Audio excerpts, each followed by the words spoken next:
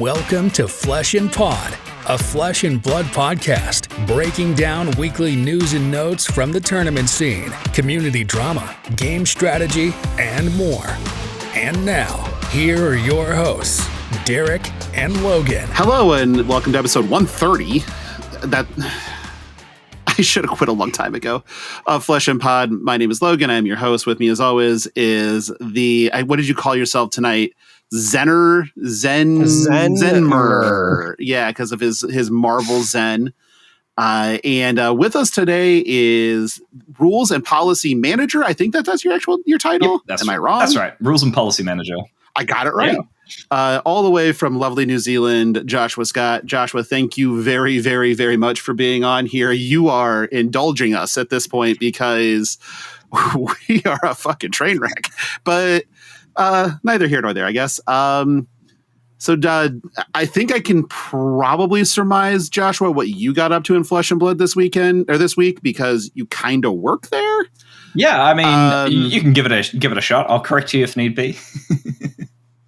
Shocking. The rules guy's going to correct me if I get something wrong. I'm going to guess that you attended your job, had several meetings about rules and policy, and wrote maybe an article or two, and then, I don't know, ate some chocolate. Yeah, no, it's pretty on point, actually. It's pretty much my week in Flesh and Blood. So. Fantastic. Charmer, I know that you got up to some stuff because I was on your birthday stream for a while. I was rather mad that the birthday stream timed out my chat because your chat bot decided to say you've posted too much. You can't post anymore. So I had to be quiet it did. I had to be quiet for like 10 minutes. Oh, I'll have to fix that.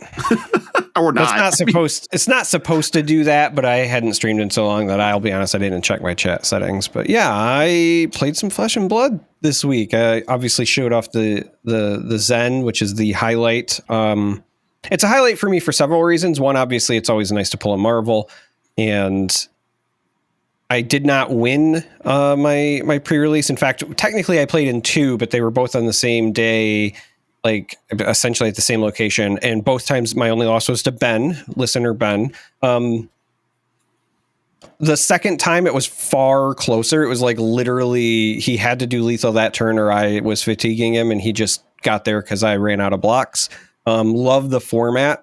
It feels very tense and tight when you get to the end. Like I think the forced 30 cards along with the combination of instance / chi means that every turn feels like there's a bit more variance to it. And I know that in Flesh and Blood, we've kind of talked in the past about how it could stand to use just a hair more variance to help new players. And I know that Brian Gottlieb has publicly spoken about this, but I felt like this was the right way to approach that because it wasn't necessarily like unreasonable variance, but just there was that kind of unknown of, are they going to have like two cards that don't block? And if so, do I win? Right? Like there was just a bit more mystery. And so I really enjoyed it. But yeah, I played my pre-release, lost one game in both of the events, both to Ben, opened the Zen. My son, Stark, is apparently my good luck charm.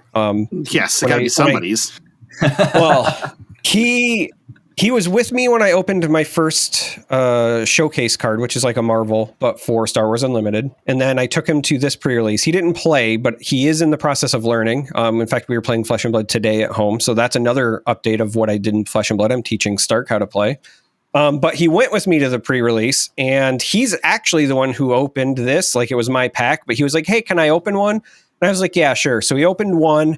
And he was kind of going through and he's like, okay, I think I get it. Can I open one more? And so I handed him one, and he does this thing where he smells packs and he'll tell you.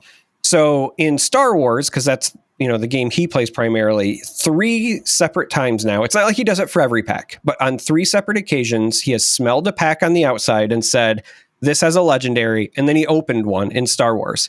With this one, he smelled it and he said, this has something good in it. He didn't know enough to say like legendary or whatever. And then he opened the Marvel.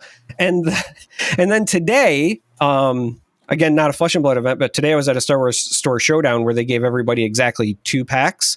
My 2 packs had 3 legendaries in it.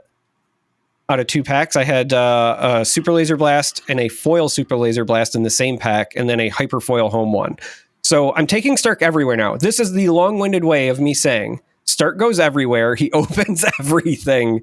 I'm going to put his nose to the test on some gold packs if I see him. We're going to make this a scientific study. But yeah, I played Flesh and Blood.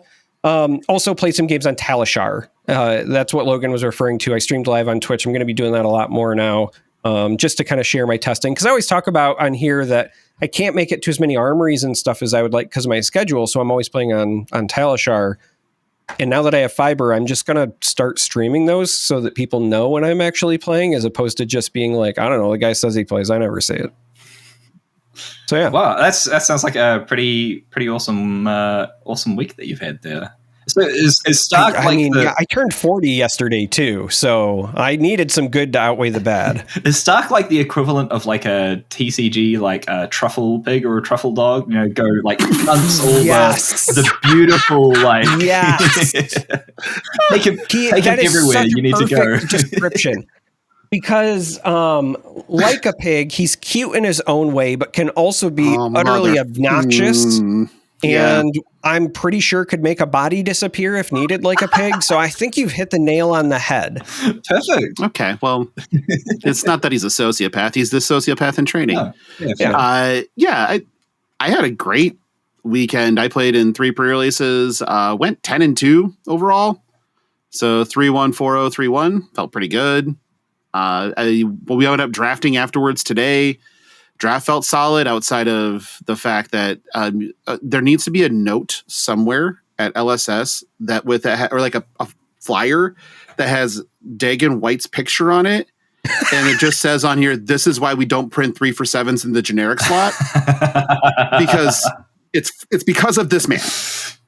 Because he just sat there and was like, okay, I'm just going to draft 3-for-7s with Enigma until I can hit my cycle of chi. And then I'm going to build a better mousetrap than you and have nothing left but chi in my deck. And then, I'm going to keep attacking with this single spectral shield for 4 until you're dead. And yep, that is how that worked. Yeah. It's that's how the game goes. I did see a post on Twitter like yesterday or something. Somebody was opening up their sealed pool and they pulled like 6 Battlefront Bastions or something. They're like, and they're just like, it doesn't even matter what hero I play. Like, I'm just going to be citing all of these in. 3-for-7, block with 2 cards, 7, block with 2 cards, 7. Like that's just your entire game plan. That's a pretty good game plan. That's WTR's game plan almost in a nutshell. Like that's just what it is. Yeah, I mean, back in the days, that's like, all right, like throw one big attack, and then, you know, to go even bigger, it would be Sloggism or Pummel. Those are the days. Oh yeah, let's get it. Oh, Pummel, let's go. This set really needed Pummel. No, it fucking did not. It was bad enough when I saw I looked at somebody's hand and it was 4 chi. And I'm like, okay, well, I mean, you got hero ability, something else. They're on Enigma, and they're like, yep, pitch to Enigma, make a spectral shield, swing with it for free, you know. And they're like, okay, yeah, take 2. And they're like, okay, Cosmic Awakening from Arsenal for 20. And I'm like, well, and their opponent was like, okay. I'm pretty sure. I'm pretty sure at that moment, like a banner comes down, confetti starts going up. Yeah, I did get to see all 3 modes for Cosmic Awakening this weekend. I saw 1 for 10, 1 for 15, and 1 for 20. Wow. So that's I gotta say that's pretty impressive. It's not that hard to do. It really isn't. Actually, something I'm super curious about is like, because of course sealed has changed a little bit, right? So we've gone down to 30 cards exactly, but of course the number of packs has been increased from 6 to 8. How did you guys feel about having like the extra 2 packs with like your sealed pool? Did you feel like it was quite a bit more of a burden to have to deal with that many more cards, or do you feel like it gave you quite a bit more flexibility when it came to designing your decks? I personally loved it. It didn't feel like I didn't play against a deck that felt specifically underpowered. Everything felt kind of like on the same level, at least, or similar levels. There was nothing like you're going to get blown out by a single bomb. And then also, I don't know if I actually got this question today while I was out eating Indian food after pre-release, as is tradition. But the question, like, hey, you're talking to Joshua Scott today. And I'm like, yeah. Like, can you ask if the 30 cards is going to be a go forward? Because we think that they're like, I think this is really good for limited. And I'm like, okay, I'll ask. Yeah, well, I mean, I'm asking. Yeah, okay. Yeah, I get that. It's like, oh, they asked me this question. So exactly.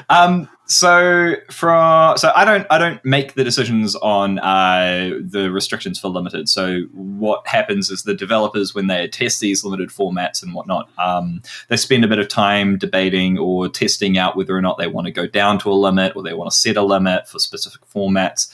I think that the 30 limit for both limited formats, sealed and draft, has been super positive in testing. And I think that they're willing to continue with that forward unless there is a specific reason not to do so. I can't confirm if it's going to be for the next set yet. Obviously, there's still a lot of information that needs to be released about that. But 30 card limited is looking pretty positive for MST, and I think that is a really good sign moving forward. Yeah, the only thing that I noticed was I had new was kind of the hardest one to find enough to build with to make it work. Because that's so interesting, because all of my pools, it was like I had to stretch for the other two, or it was blatantly new. I had my first pool was I had 5 copies of Hiss, could have easily played new, played Enigma instead. The next 2 pools, I had 2 copies of Hiss total, 4 reacts maybe, and then so it just became nope. That's not something that we can pull off with. We can't pull this deck off at all.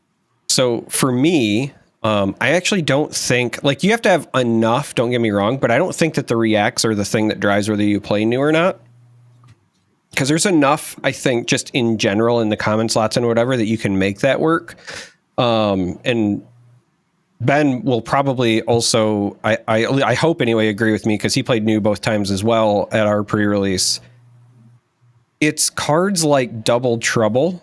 So one of mine, I opened a Bonds of Agony, which is obviously just busted in general, but it's cards like Double Trouble in the rare slot. Ben had one pool where he had 2 red Double Troubles. That's ultimately why he beat me. We were talking about it afterwards, and I had the Bonds and he had 2 red Double Troubles. So he's already up 1 power play. But then because Bonds is blue and his were red, when he activated his hero ability later, he could also steal my Bonds and I couldn't take his red Double Troubles. So there's a little bit of that kind of cheeky back and forth as well. But really it's just, you have to have things where the buffing matters. The reactions just turn stuff on, but you have to have relevant things to turn on. And so I would actually look at your attacks first as opposed to the reactions. I think new is also very dangerous in that just like with Arcane, sometimes the banish is still just relevant enough, right? Because of the forced 30 card deck thing, if you can deal 1 damage but still deal 1 card, you can still come out ahead if you're just pushing for the late fatigue. Which is also really relevant. I did want to follow up on the 30 card thing and say I really liked it personally. And I think it worked even better in conjunction with the 8 packs. But even if it was not 8 packs again, I would still prefer 30. And there's a couple of reasons. One, and this is in conjunction with the 8 packs portion, it felt nice to have to decide what to cut as opposed to have to decide what is the least problematic, right? Sometimes with Bright Lights draft, for example, or whatever, you're really just trying to figure out what your 2 or 3 worst cards are and just not play them. This felt like I had to decide from anywhere between 3 to 5 cards what I didn't want to run, which felt better. It felt more skill testing as far as the deck building goes, and just overall, I think it's a more positive experience. People feeling like they have more power as opposed to less power. I think that's just an innate human thing. The other thing that I really liked in general was, again, that the fatigue strategy of new felt a lot more viable because of the Force 30. If this was not a Force 30 format, I would agree with you, Logan. I think new would actually be one of the more hard ones to pilot, but you can't just run the pile. It's not when you see Teklavas in Bright Lights, you just run the pile, right? Or if you're running into Victor and they're trying to fatigue you, you just run the pile. The forced 30 means that her banish is in of itself a relevant on hit. And so I really enjoyed both the forced 30 and the 8 packs for both of those reasons. Yeah, but Crouching Tiger for 7. That's way more fun. 7 for 0 ish.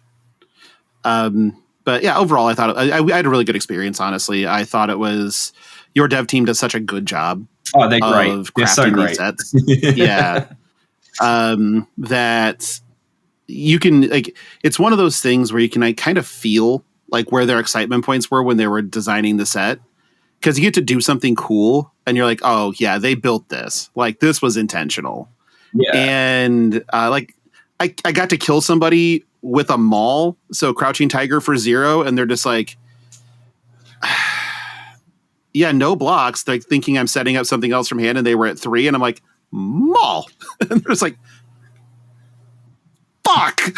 I'm like, hey, I did it. I'm so happy. Yeah, but little things like that. It's fantastic. And I think it's really cool to see like that sort of passion of, because James talking up the set as well about how it's like peak TCG design.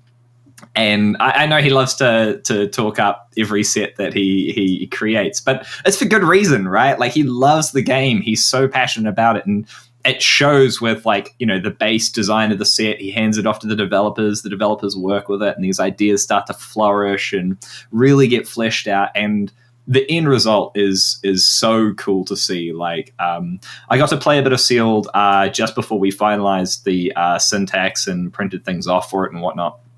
And it was just incredible to having seen these cards sit down and play it for the first time, because it's like, you can theory craft as much as you want, and everybody likes a theory craft in preview season. Oh, this card's good, this card's bad, or oh no, why would you want to transcend so often? Or yeah, you want to transcend all the time. But once you actually sit down and start to play it for the very first time, you can just start to see all the pieces fit together, and there's just so much more to explore. We haven't even seen these heroes come out into the CC meta yet in a proper tournament, and everybody is so excited to get to grips with oh, how is this going to fit into the metagame? What about adding, where are these heroes going to pick up cards from old sets? How are old heroes going to be able to deal with these new heroes? And to be able to see, the seamless transition from preview season into the world premiere, into pre-release weekend, and now obviously release coming this weekend, it is so cool to see the set flourishing in the way that that James White intended.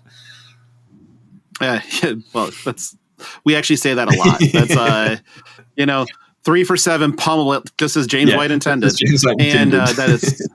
That is a frequent phrase. But yeah, I actually do think that the amount of care, nothing feels like it was just thrown at the wall to see what would stick. Everything feels intentional. Everything feels like it has its place. And even, and I will freely admit that I thought, when the preview season was starting, I even made comments of, I wonder how these, playing these cheat cards, I wonder how much you even would want to, because you're putting cracked baubles that pitch for 3 in your deck. Yeah. And that did it came up ish once, but I was just overall, usually they were a blessing and not a curse, right? Because you could do something, even though that might not be the biggest impact thing, but the thing you were doing, especially in the double transcend turns, were fueling something way nastier. And that was usually the okay. And that's where I was playing Zen. That's where I was playing Enigma, and New was a little more difficult. But with all of that being said, it just was oh, okay, I get it now. I didn't get it when I'm just reading the cards out of context. In context, this makes way more sense. And normal, I'm just an idiot. Yeah, absolutely. So, well, thanks for agreeing, Joshua. That was nice of you. No, I'm glad you guys had a good pre-release weekend. It's fantastic to hear. Yeah, absolutely. Now we're going to kind of move on a little bit. We'll get into rules. Oh, believe me, we will get into rules. We'll get there. Yeah, there are like a 4,000 listener questions. Actually, that's 1, 2, 3, 4, 5, 6, 7, 8, 9, 10, 11, 12, 13, but about like 5 of them are 2 or 3 parters. So in reality, there's like 16. You guys usually go to like 3-hour long podcasts, don't you? It's all good. We have. Yeah, like that's been done. Oh yeah. There are some in the 245 range. Oh yeah. All right, we'll get there again. And that's like after edits. You act like I edit. That's fucking hilarious. But first thing we're going to touch on, though, because I know that this is something that is kind of a you brought it up to me, and I just I really didn't know the level of your involvement. But the card database project that is at LSS right now. So I know that the first time that that it kind of showed up, somebody immediately posted a link like, look, and it was, I mean, and this ended up being retracted, but it was Enchanted Melody or whatever having Ward 4. Yeah. Yep. And I'm like, 1, what is this? And 2, no. Yeah. But and I'm glad it's no. I'm glad that is the answer.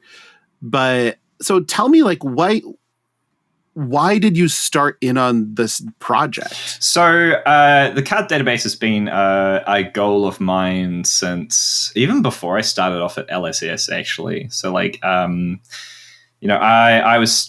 just moved to Christchurch. I was still like really wanted to engage with the game. I saw CardDB, which was created by, I think it was like Kai in Australia. He was building, CardDB. Yep. And I was like, I kind of want to like see how hard it'd be to create my own CardDB. So I created like a small prototypey thing. But of course, the real issue was the actual data behind it. And the data that previously that we had that we'd been giving to like our third parties and whatnot, it's basically just like on a spreadsheet. And it's pretty bare bones, just contains like the name of the card, the text and type and link to the image and not that much else. But the problem was that it wasn't that comprehensive, and there were a lot of like small issues and errors or some like a little missed data management. The problem was that our focus obviously is making sure that we get cards in the hands of players, right? We want people playing the game. And a couple of these things sort of became a little bit neglected. And so when I got into the company, I was really pushing to get this card database online. And it turned out to be a huge effort because I didn't realize how many cards we were printing. So I spent quite a bit of time collating. I think we're almost up to like 30,000 different prints of cards. Sounds right. Almost 3,000, I think, like unique cards. So a lot of the time that we spent over like the last year was like designing what the data format was going to be so that we can, and that was probably one of the toughest parts because of course, with James being James, like, the invariants or the assumptions that we make about like the data format could just break open at any given point because he'd be like, I want this attribute on this card, or I want to be able to like make a 7-sided card or something like that. And it's like, okay, right, how do we build this in a way that allows us to have this flexibility? So I was building the data management. I was building I was collating all of the information, and then we're working with our tech team to create this.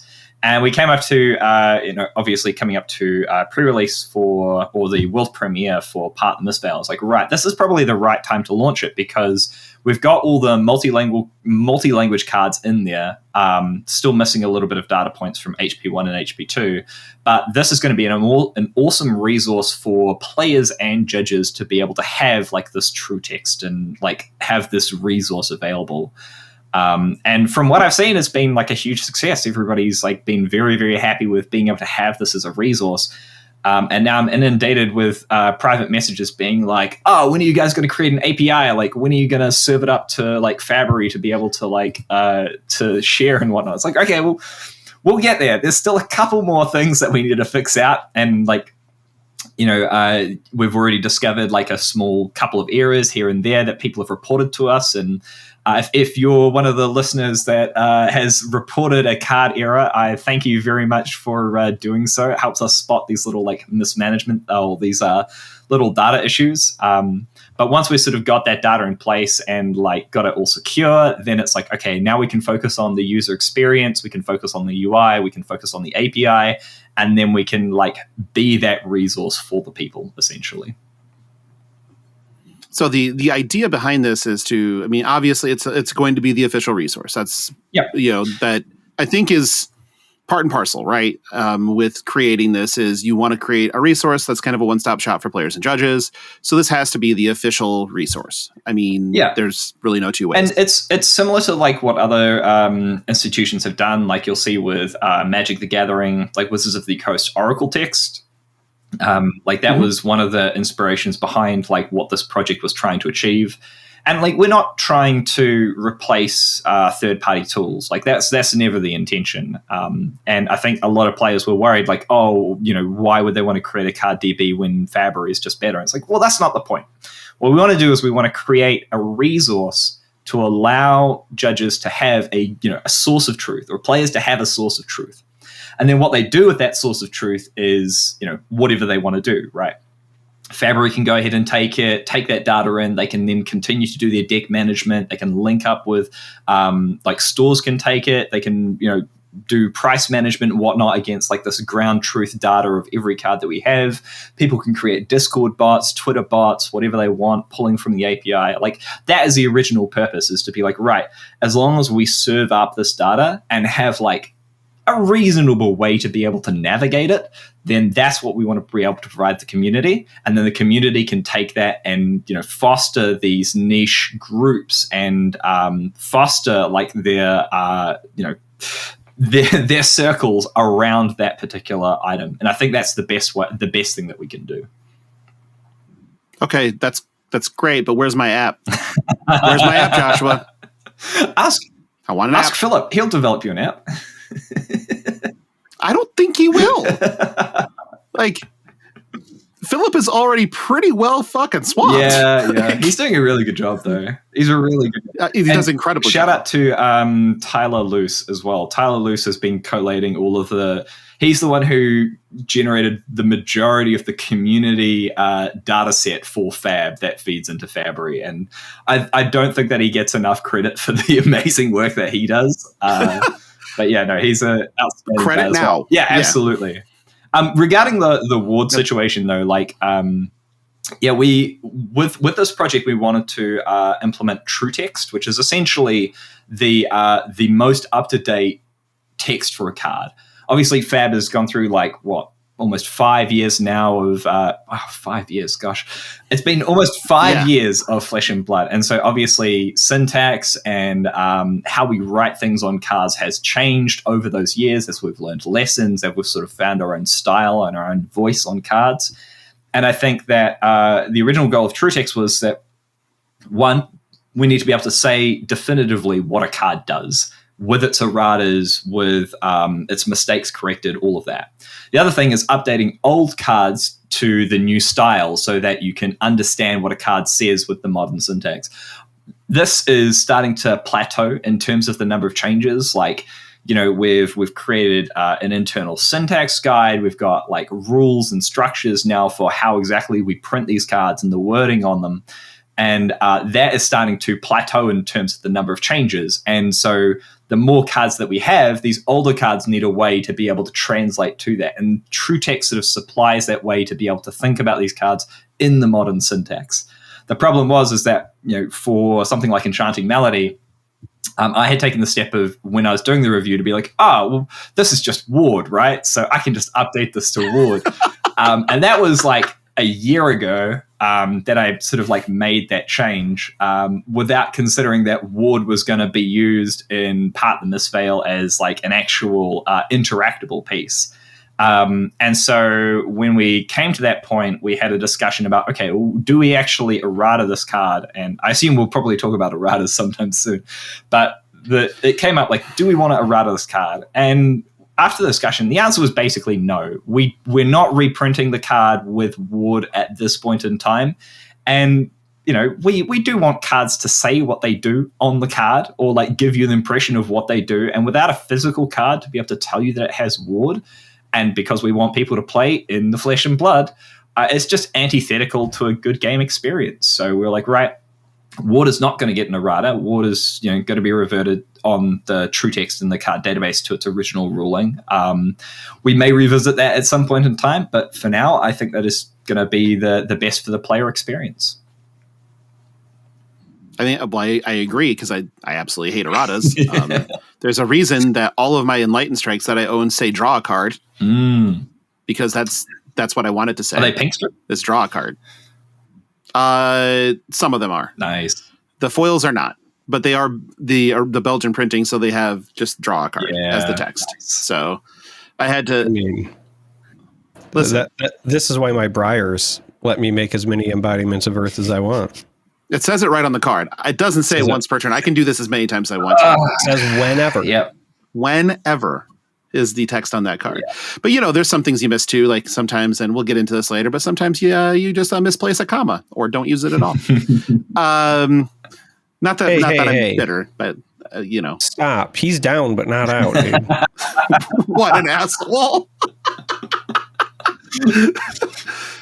Anyway, okay, moving on. Yeah, anyway, that's actually at the listener questions too, so we'll be back. Let's hit the rules reprise here. I know that this is something that I guess I don't know this. I've never asked you this, but this seems to me like it's something that is just near and dear to your heart. And to me, it feels like you actually take joy in writing these. Yeah, because there's always some little cheeky bit in there. So yes, so this started back in the days with Chris Bewley messaged me out of the blue, and he's like, "Hey, we want to write this thing for."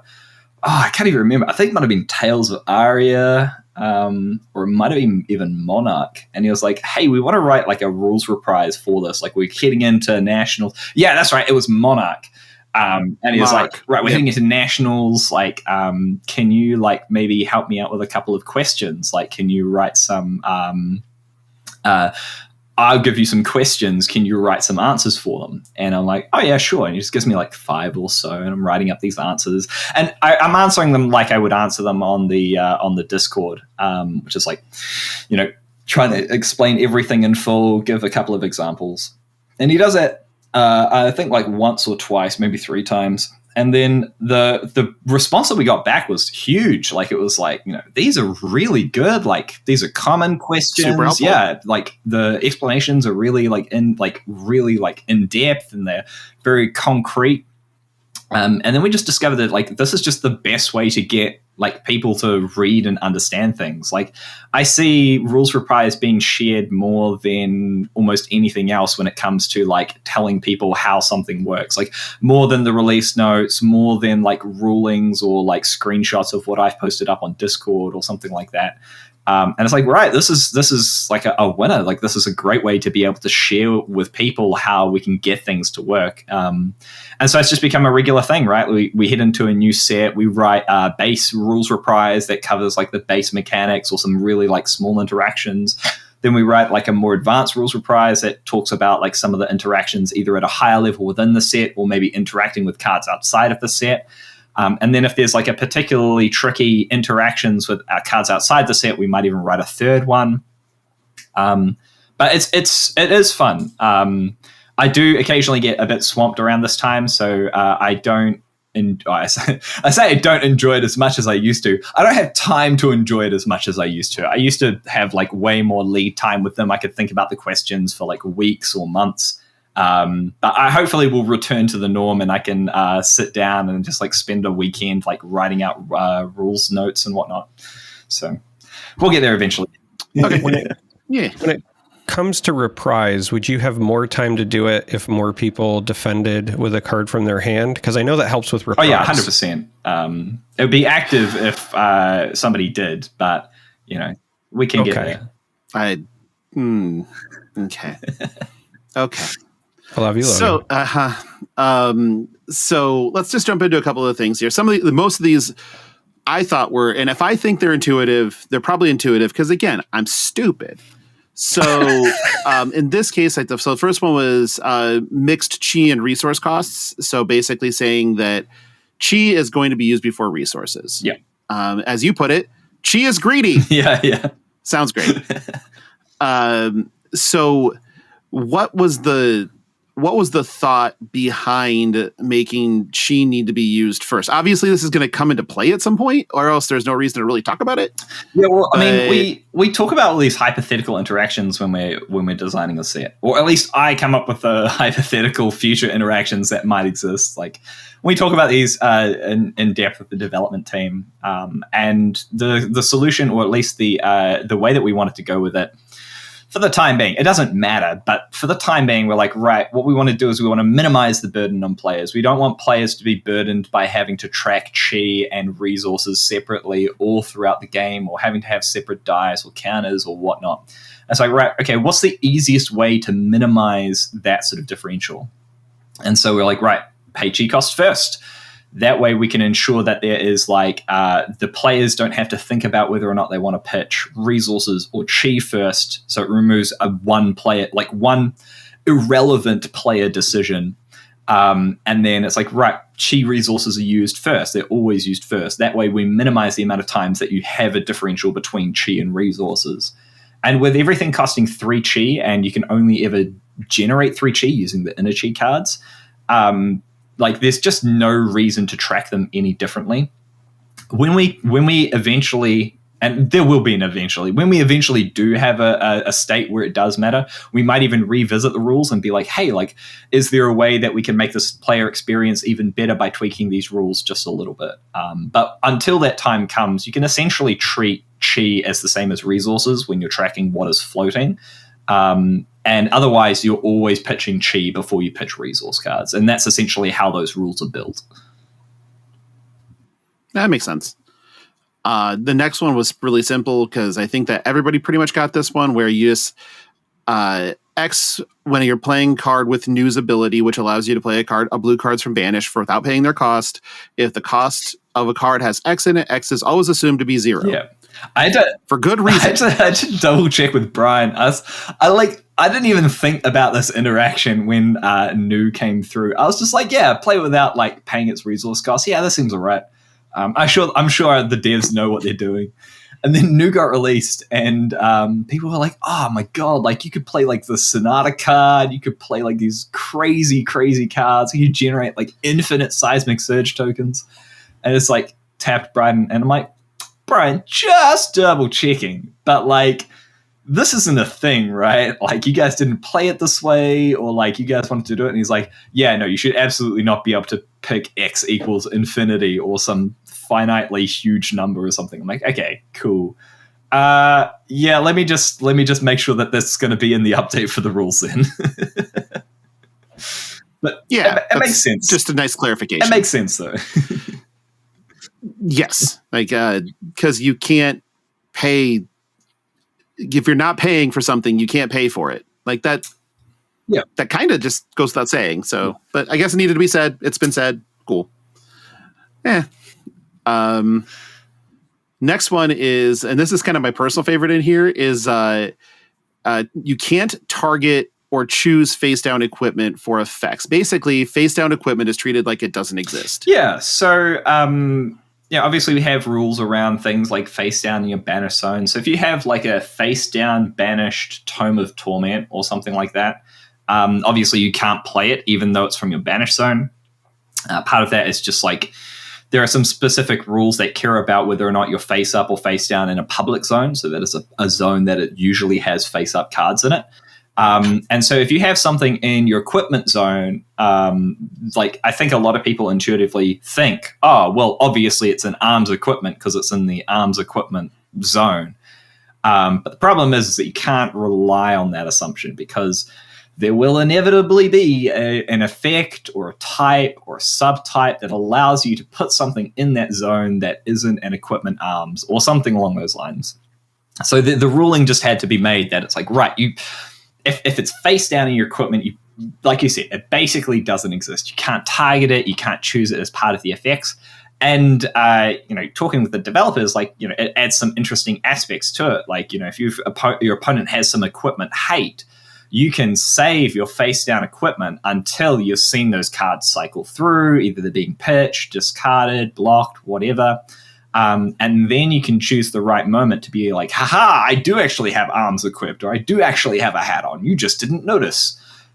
So I think there are some, there were some development aspects to it as well, but the ruling just had to be made because we simply can't make those assumptions based on what what might come out in the future.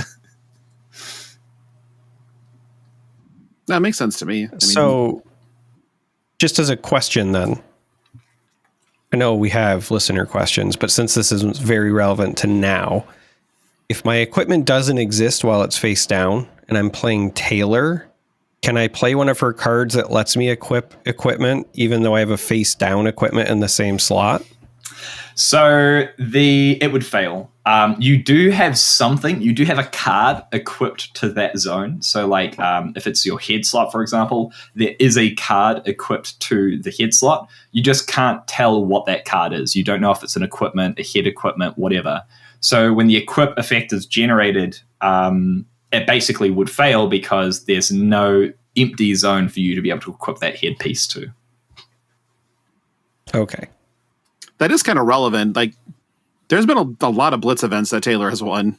Like, as far as the, I just always think of Taylor because she creates some of the weirder interactions sometimes. Oh, you have no idea. Oh, it's wild.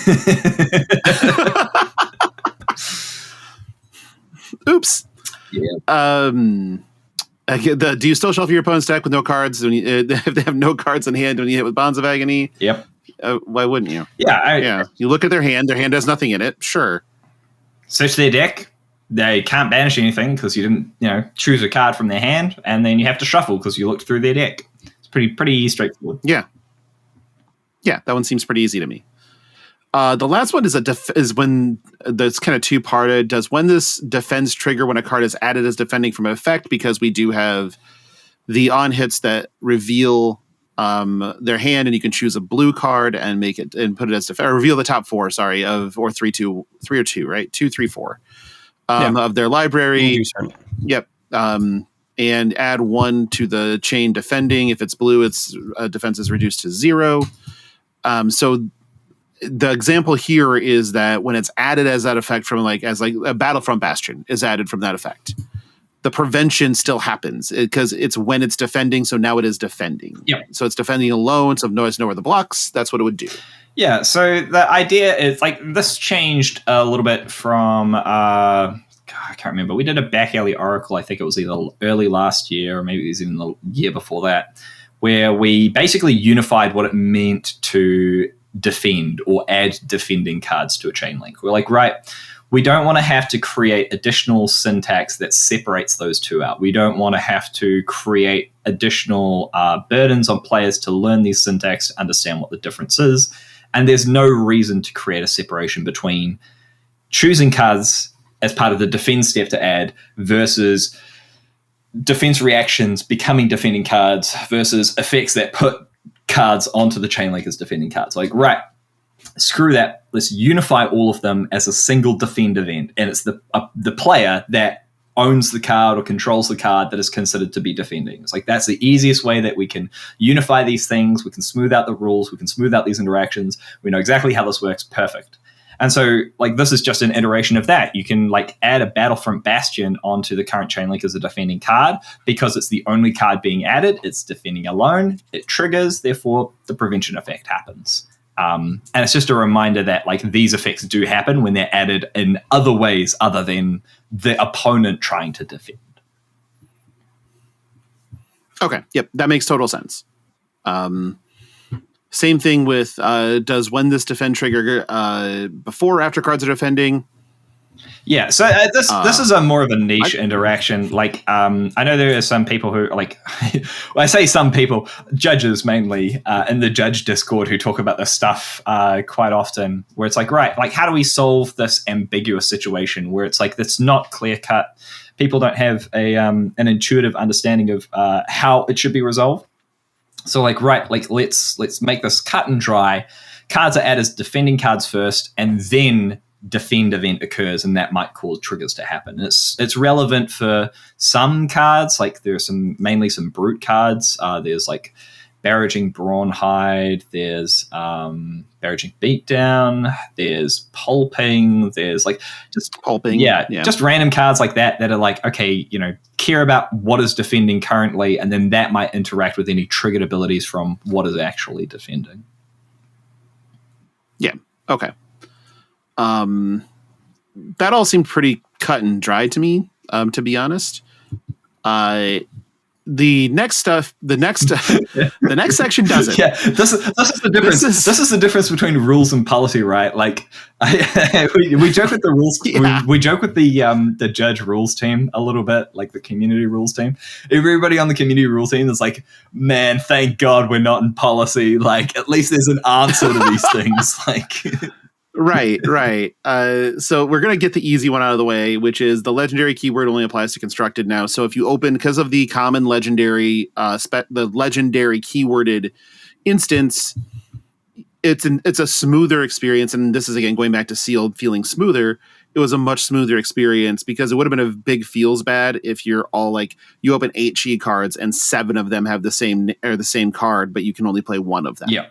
So this made a ton of sense to me as a rules change. So, and also because you've now moved to putting the legendary equipment into the expansion slot. So it wouldn't be playable in limited regardless. So you don't really have to worry about, that or fabled or anything else that would be in those other slots. So in reality, they only apply to Monarch Draft. Because I guess if you open multiple eclipses, you can do that. Or Doomsdays? Yeah, so, I mean, it kind of retroactively applies to a lot of sets. The ones that it primarily affects would probably be Monarch. And people have talked about this, like if you're Chain, you could draft multiple Soul Reapings, which seems pretty powerful. Too. Okay, that is a bit of a power bump, but in reality, it doesn't overall, warp the format as much as people think. Right. Now Arya having multiple Pulse of Eisenlofts, though.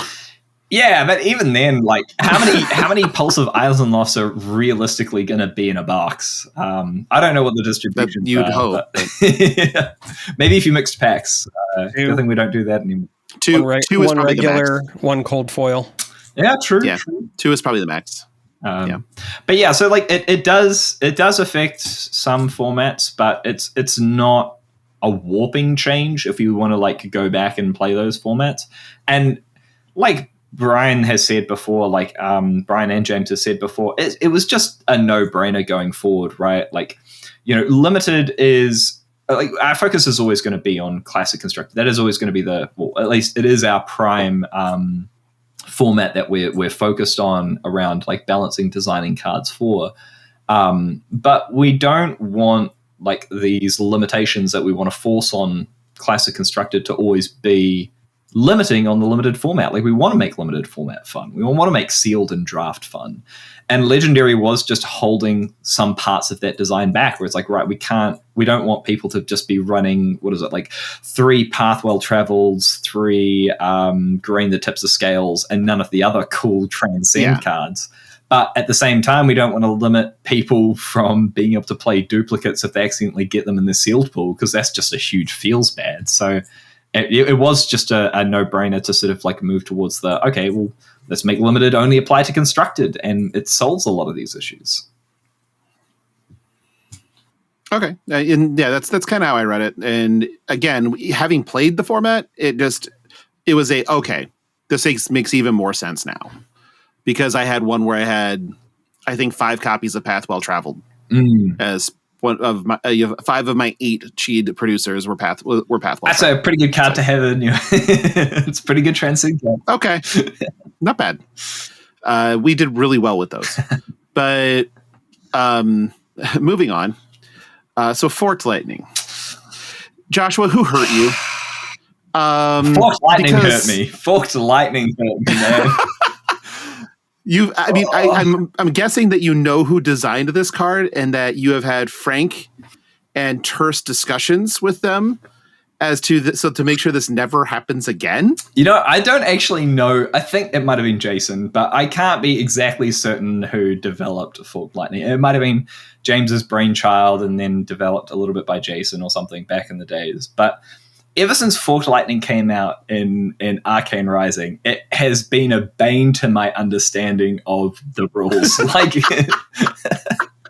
Like mentally, I've had to do gymnastics in my own head to try and justify why we kept ruling it the way that we did. Okay, Charmer, what is it? Well, he said he didn't know if it was Jason or James, right? Yeah. Well, I would argue that it was probably Jason who put 2 damage on it, and then James who put 2 damage on it. Yeah, maybe. Sure. Maybe. It's like, sure. Jason creates one with just Arcane. It's like, wait, this isn't a fork at all. It's just one. We need a second one. No. Wait, hold on. A fork is meant to be 4 prongs, right? 3. 3? Should be 3 prongs. No, 3 prongs. There are 2-pronged forks as well. Yeah. But like they're uncultured swine Logan. Yeah, true. What? Yeah. Okay. I mean, there are so many different forks, but in this case, I don't really use the 2-pronged forks. I only use like marshmallows. It's about the only time that you use. Isn't a shrimp fork 2 prongs? Oh, it is. Yeah, but why use a shrimp fork? Why would you ever use a fork for your shrimp? But I guess because some people don't like to get their hands dirty. Chopsticks, asshole.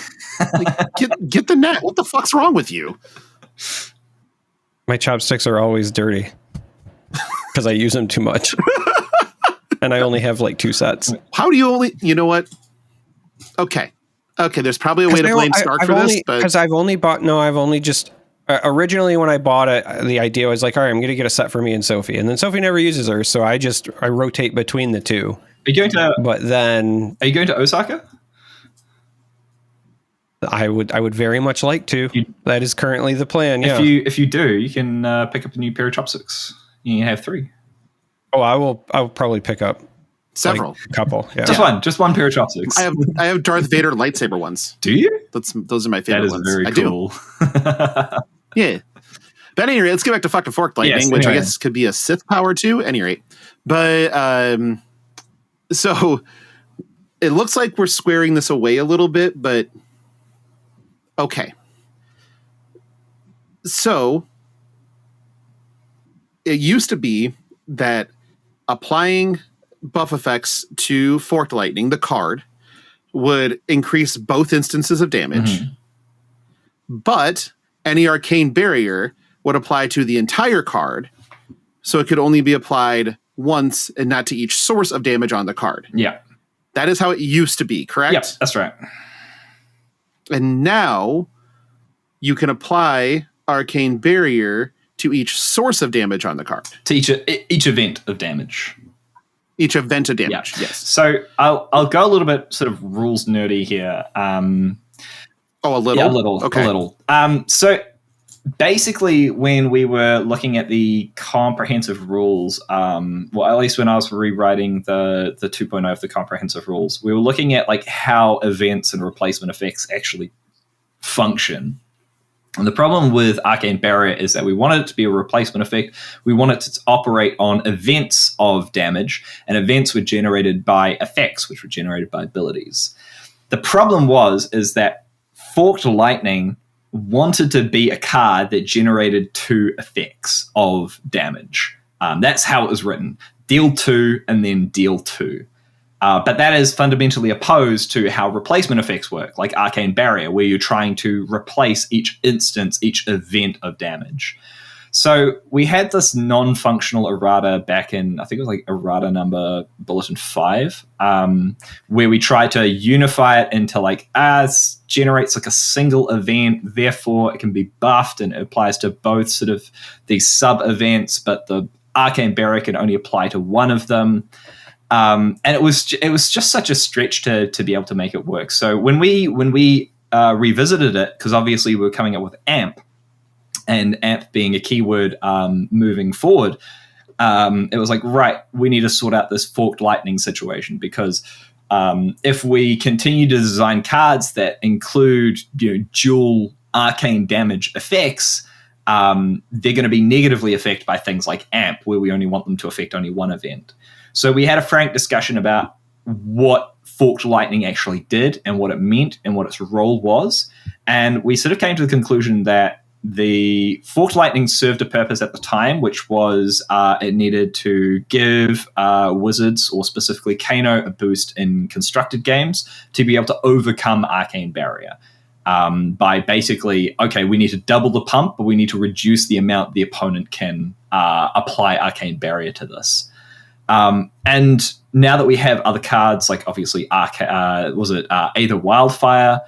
Wildfire, yeah. Crazy card. It's sort of come to the point where like Forked Lightning isn't even run in constructed level decks anymore. So we was like, okay, well, it no longer serves the purpose that it originally needed to serve. And we felt comfortable basically re-ruling this card to work how people intuitively think it should work. And we're like, right, this is going to be much better for the game. It's going to be much better for new players being able to see this old card.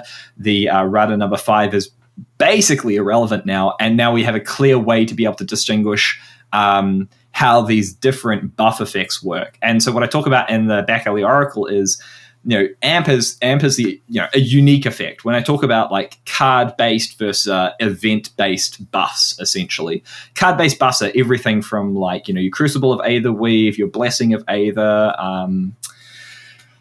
I can't remember another one. The one that like buffs 3 lets you play your next wizard as an instant.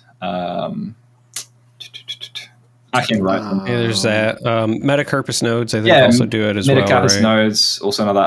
Aether. Cindering Foresight, is it that one? No, not Cindering Foresight. But you know what I mean. Basically. I'm not a wizard player. Yeah. I just died to that. Yeah, I know, right? So we're like, okay, well, those are obviously card-based buffs. They apply to the entire card, which means they still apply to Forked Lightning how we intend.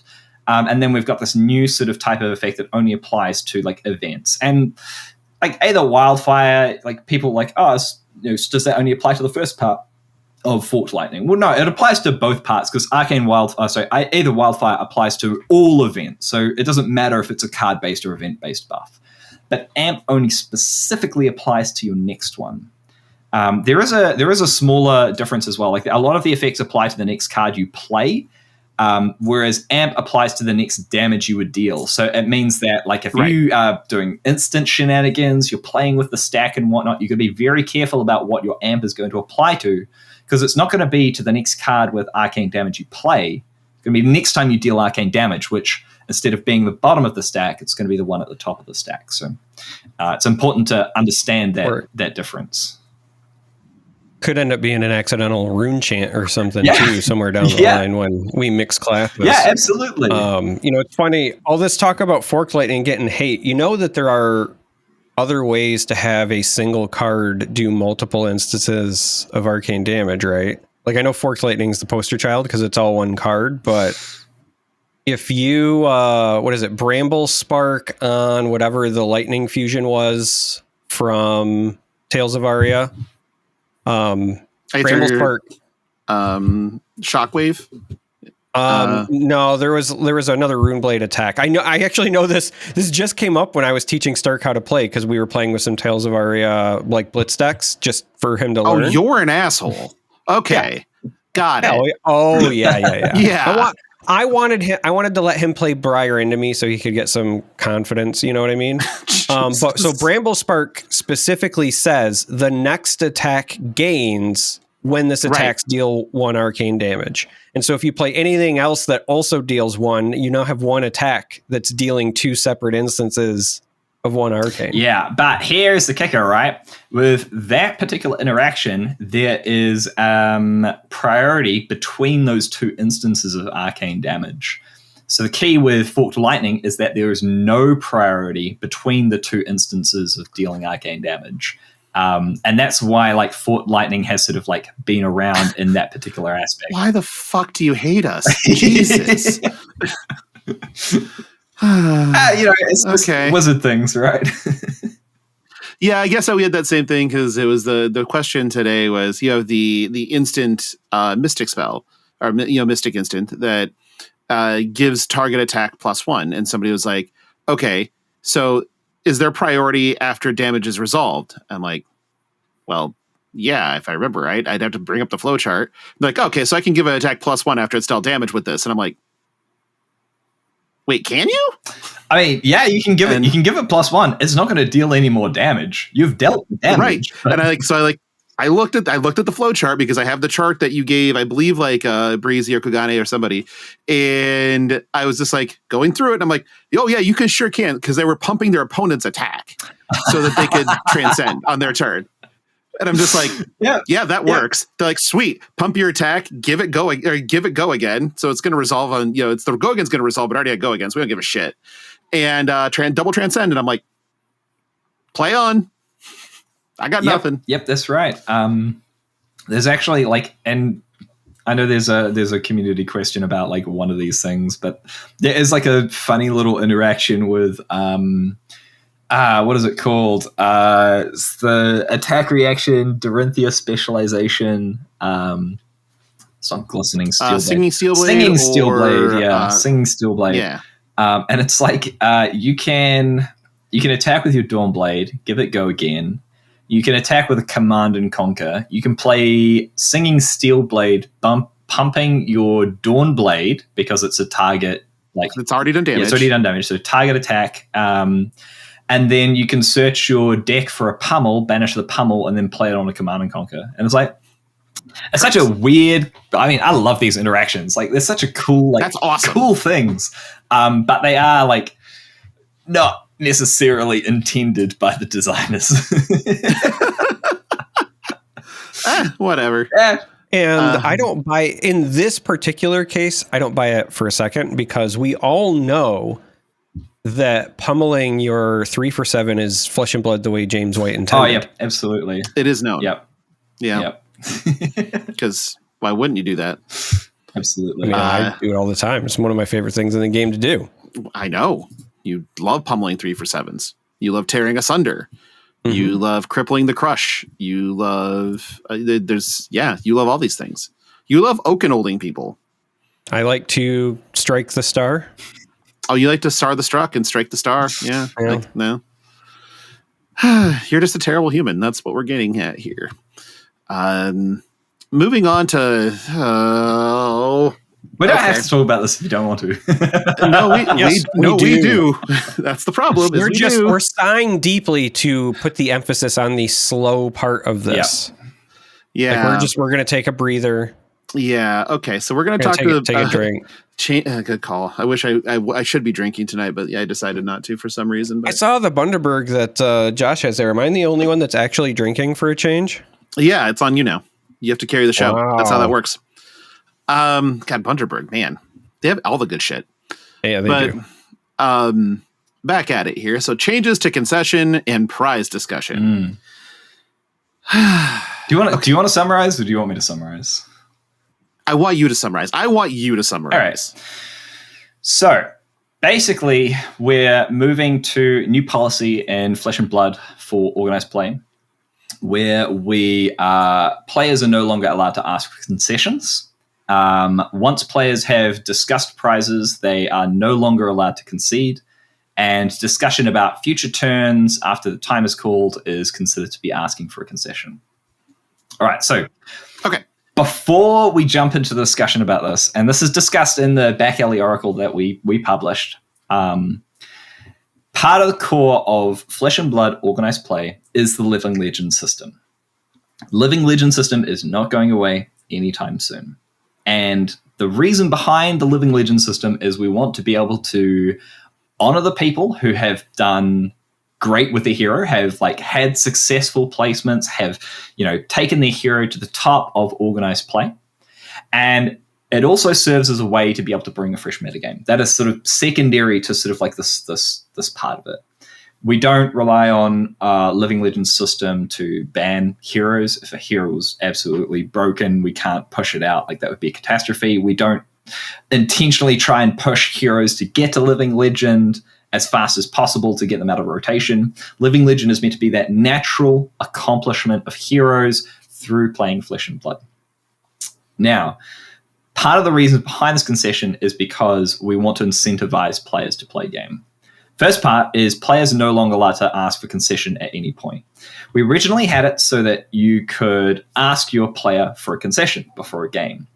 And this was, the idea behind this was, you've got a couple of friends, you've got a couple of mates, they're locked for top 8, you're not. Or like maybe they just need one more win and you can't get that win. They ask you like, hey man, like I just need this win to get into the top 8. Can I have this? And then I can do my thing. But the problem is that time and time again, we were seeing this used more often to pressure opponents to concede. Players don't know each other. Someone's almost made it into top 8 and like, hey man, I came from X country. I'm the top there. I need to make it into this top 8. You should concede. Or, something along those lines. Or even just new players. Like, because there was no downside to ask for concessions, we saw callings, because callings, no barrier to entry. We had new players enter, and every round we had somebody, like, there was one player who turned up to Auckland calling, and they came up to me and they were like, every round, someone asked me if I could concede to them. And I'm like, that's not the purpose of this rule. Yes, we allow people to concede, but like the intentions behind the rule weren't justifying why we had it. And so we're like, right, we're going to remove this rule. We're going to, remove asking for a concession because it is leading to a poor player experience overall. And we want to explore this area in policy where we can hopefully improve the player experience through it. And, people are obviously allowed to concede before a game if they know a person, they know they're going to get in the top 8. But removing the rule that allows them to ask for their concession, especially with people they don't know, I think is going to be a net positive to the community. So, yeah, I had no issue with that bullet point whatsoever. I agree. I'm totally on board with you can't ask a player for a concession. Spend all my time rambling just for that. All right, I'll take another. Nope, that one is part and parcel. Yeah, go for it. Totally fine. I'm fine with it, but I do have a follow-up question. Okay. What is... Because I do think that this is going to be the sort of thing that might unfortunately have to be a harsh lesson for some folks. What do... you, and when I say you, I mean LSS like in broad. I don't mean like you specifically, though you can answer as you would yourself. What do you envision for the enforcement? Because I'm imagining like when I've been at a calling or when I was at Worlds or whatever, and there's like 1,000 people on the gaming floor, right? And if I sit down across from my opponent and they say, hey, blah, blah, blah, I would like you to concede. Now, obviously that's against the rules, but now if I call a judge, right, and the judge comes over and I say, they asked me to concede and they say, no, I didn't, right? Yeah. So I'm just curious, and I hate this like scenario and whatever, but like, and I would hope that the people around would say like, no, man, you did or whatever, blah, blah, blah. But I know that some of the people that already were kind of exploiting this probably won't until they at least get a slap on the wrist sort of thing. And so I'm just trying to envision like what that looks like in practice, if that makes sense. Yeah. So like a lot of these situations come down to a case by case basis. Like there's just no way that we can realistically say like this is the law and monitor everybody's conversations at a table. And realistically, judges can't be everywhere to listen to these conversations. It simply comes down to an investigation and the experience of the judge and the call that the judge wants to make right there. The advice that I can give to players is to clarify what an opponent means when they say certain things or they ask certain things. Because obviously we're a multilingual game. We have people from all over the world playing. We have people even from different English regions who can barely understand each other sometimes. And it really does mean that, when you're dealing with these very sensitive, very volatile situations, it is better as a player to understand what sort of situation you are in first and then call a judge to help resolve that particular situation. So a player may be like, I'm kind of like locked atop it. It would be so nice to be able to win this game. And for a player to be like, assume that means they're asking for a concession, like that might not just be the case. It might just be like, look, this guy is just voicing like his what he's going through at the tournament. Ultimately, it comes down to the investigation of the judge. The judge believes with a certain amount of certainty that the player is intentionally asking for a concession and they know that they can't ask for a concession, then that might lead to a match loss or in some cases a disqualification if it's a flagrant disregard of the rules. We do have allowances for some people ignorant of the rules, especially around times when the rules change. Like, for the world premiere, the head judges, I had conversations with them. We had long talks about the policy. And one of the talks that we had was, okay, these new rules in effect with the preview coming out, players are not going to be aware of a lot of these rules coming out. So you're going to have to assume that a lot of players are going to be ignorant about these rules changes. And a lot of the timing of these updates and those sorts of things have an impact on how this actually gets ruled in terms of like how likely is it that they don't understand these rules or aren't aware of them. And that's why we do things like we keep track of players' records, not records, but their infractions during a game as well. So if we give them a warning, we know later on if they do the same thing. He knows my record. Yeah, man, your permanent. I looked on your permanent record. I looked over your permanent record. I gotta say. Was that, did you have to submit both of our permanent records as approval to go on this show to say, really, they're not that big of assholes. I promise you. Here, they're both clean. I mean, you obviously falsified charmers, but obviously, I'm squeaky clean. I don't get it. He handed over Tan and Grace's record. I think that actually might have been worse. So just as like a follow-up, because this is the advice that I would personally give to players, like players specifically. And so I'm kind of curious what your thought on this. I firmly believe in, if you think your opponent is doing something shady like that, I like to use the phrase, give them their own rope. So what I would do is I would play dumb. And if they were like, hey, are you willing to concede or whatever? I would say, can I even do that? And they would say, yeah, that's allowed. And I'd go, all right, hold on, judge. And then I would call a judge and I'd be like, ask him, I want to make sure it's okay. And I would make him say to the judge, yeah, I mean, and I say him very specifically because I can't imagine a woman ever trying to be this shady. It's totally See, I don't know if I'd use the phrase like, let them make their own rope. My advice, obviously, that's just my phrase. I come from a very deep depression, so I'm always thinking about the ceiling fan. Okay, you.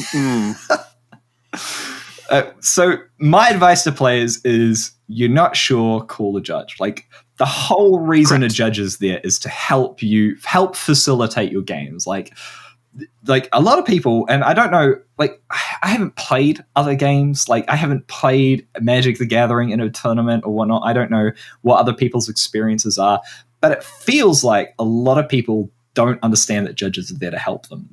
A lot of people. Oh yeah, I have stories. Yeah, and it's because in most other games they're not. Like that's just the reality. They are agenda driven. It is fucking awful. But our judges in our community are amazing. Like, they're great. So good. And like I've only ever had one problem with a Flesh and Blood judge. Same. Ever. No. It's actually the same judge. It was the same judge. Mine was Different many events. years ago. Yeah. And I don't see them at events anymore. Right.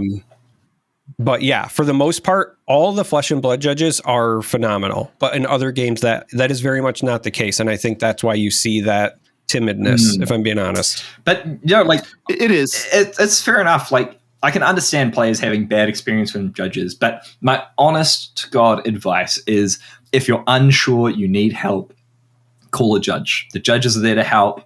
They're trained to be a customer service role to help you play your games. They're not there to penalize you intentionally. The penalties are only there to help us track what's going on and to help us equalize and make sure that you guys are playing a fair game. And also keep the riffraff out. So one of the records that is on my record, I guess, if you go look, and I do think this is also why some people are, maybe afraid of judges to some degree. I was at a calling, and we were going through it was one of the Tales of Aria limited callings, and we were playing Cincinnati. It might have been Cincinnati. Yeah. But we were playing a game, and we get like 2 attacks down a chain of a rune blade thing, and then I realized that one of the things says the next time something happens, not the next attack, right? So the first attack got blocked out, the second one would have hit.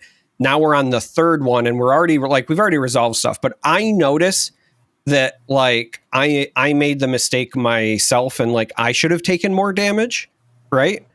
So I called a judge on myself because I want to self-report at that point, right? Like, hey, I didn't notice this. I feel really bad. I should have taken more damage. I call a judge over, see if there's anything we need to walk back or whatever. And in that instance, again, this was many years ago at this point, but in that instance, we both got the warning because both of us failed to maintain like proper game state or whatever, right? And I could tell that my opponent at the time was kind of perturbed because he's like, look, like I didn't call the judge. Why am I getting punished? And like this, if I would have let it go, it would have like been a negative to them. Like they didn't notice it, but because I like, you know, goody two shoes, hey, I noticed something's wrong, and I called. I think that they felt like, I don't know, like they got the raw end of that, even though I'm just trying to help. And so I can see where even if those are like the only interactions you have, sometimes it could maybe sour because you're like, well, I don't want to call them because I don't want to like get a penalty I didn't even know was coming or something. You know what I mean? No, and that's understandable. Like, I mean, I agree. I always call judges. I'm a big fan. Like, come tell me, like, am I allowed to do this? That seems, you know, broken like, or whatever. I mean, I remember my first interaction. Like, I played the first NZ Nationals this back in 2021. Well, I think it was 21. I think it was 2020 actually. Was it late 2020? Yeah, it was Crucible meta. That's right. Oh, okay. Yeah, it would have been late 2020. Late 2020. So I remember I played my first road to nationals. I got an IP2 because I printed out my deck list on FabDB, and it didn't put in my my boots into my equipment slot. So I got an IP2 for like not having like the correct equipment. And I remember feeling like crap. Like that was like, oh man, like how did I forget this? Oh man, the judge is gonna hate me. People are gonna like walk by me on the street and be like, hey, that's that loser who tried to cheat. Like I was just gonna say, I'm always afraid people are gonna think like I'm trying to cheat. And I assure you, if I was trying to cheat, I'd be way better at it because I am not good at this game. And, like, I remember even like in the nationals, what did I do? I was playing Reiner, and it was like the first time that I was playing, not the first time. It was like very early on me playing Reiner on these national games. And I think I looked at the top card of my deck, or I drew too many cards twice. And the first time I got a warning, the second time I got an IP2.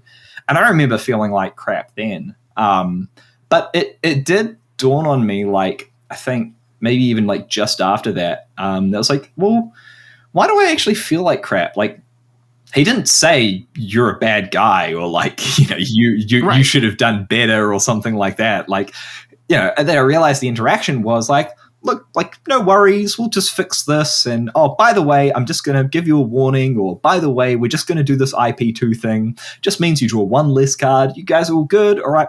And, you know, looking back at it now, I'm like, what was I so afraid of? Like, why did I feel like I was being threatened? And, you know, now that I'm in the position that I am now, it's like, it's pretty freaking obvious. It's like, look, all the judges do come in and help you out with your game. They try to maintain this fairness, maintain this sort of like, you know, the integrity of the game.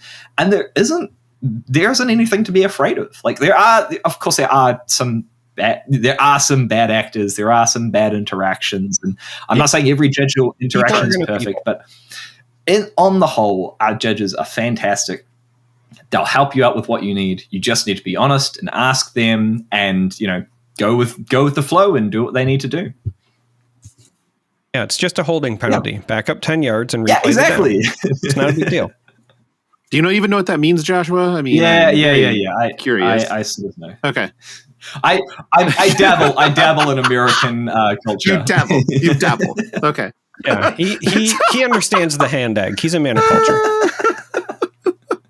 Have you got to fire a weapon in America yet? No, maybe next time, next Pro Tour or Worlds. Yeah, come to Camp Green Tree. It'll be perfect. So I have zero problems with that bullet point. Bullet point 3, discussion about future turns after time is called to consider asking for a concession.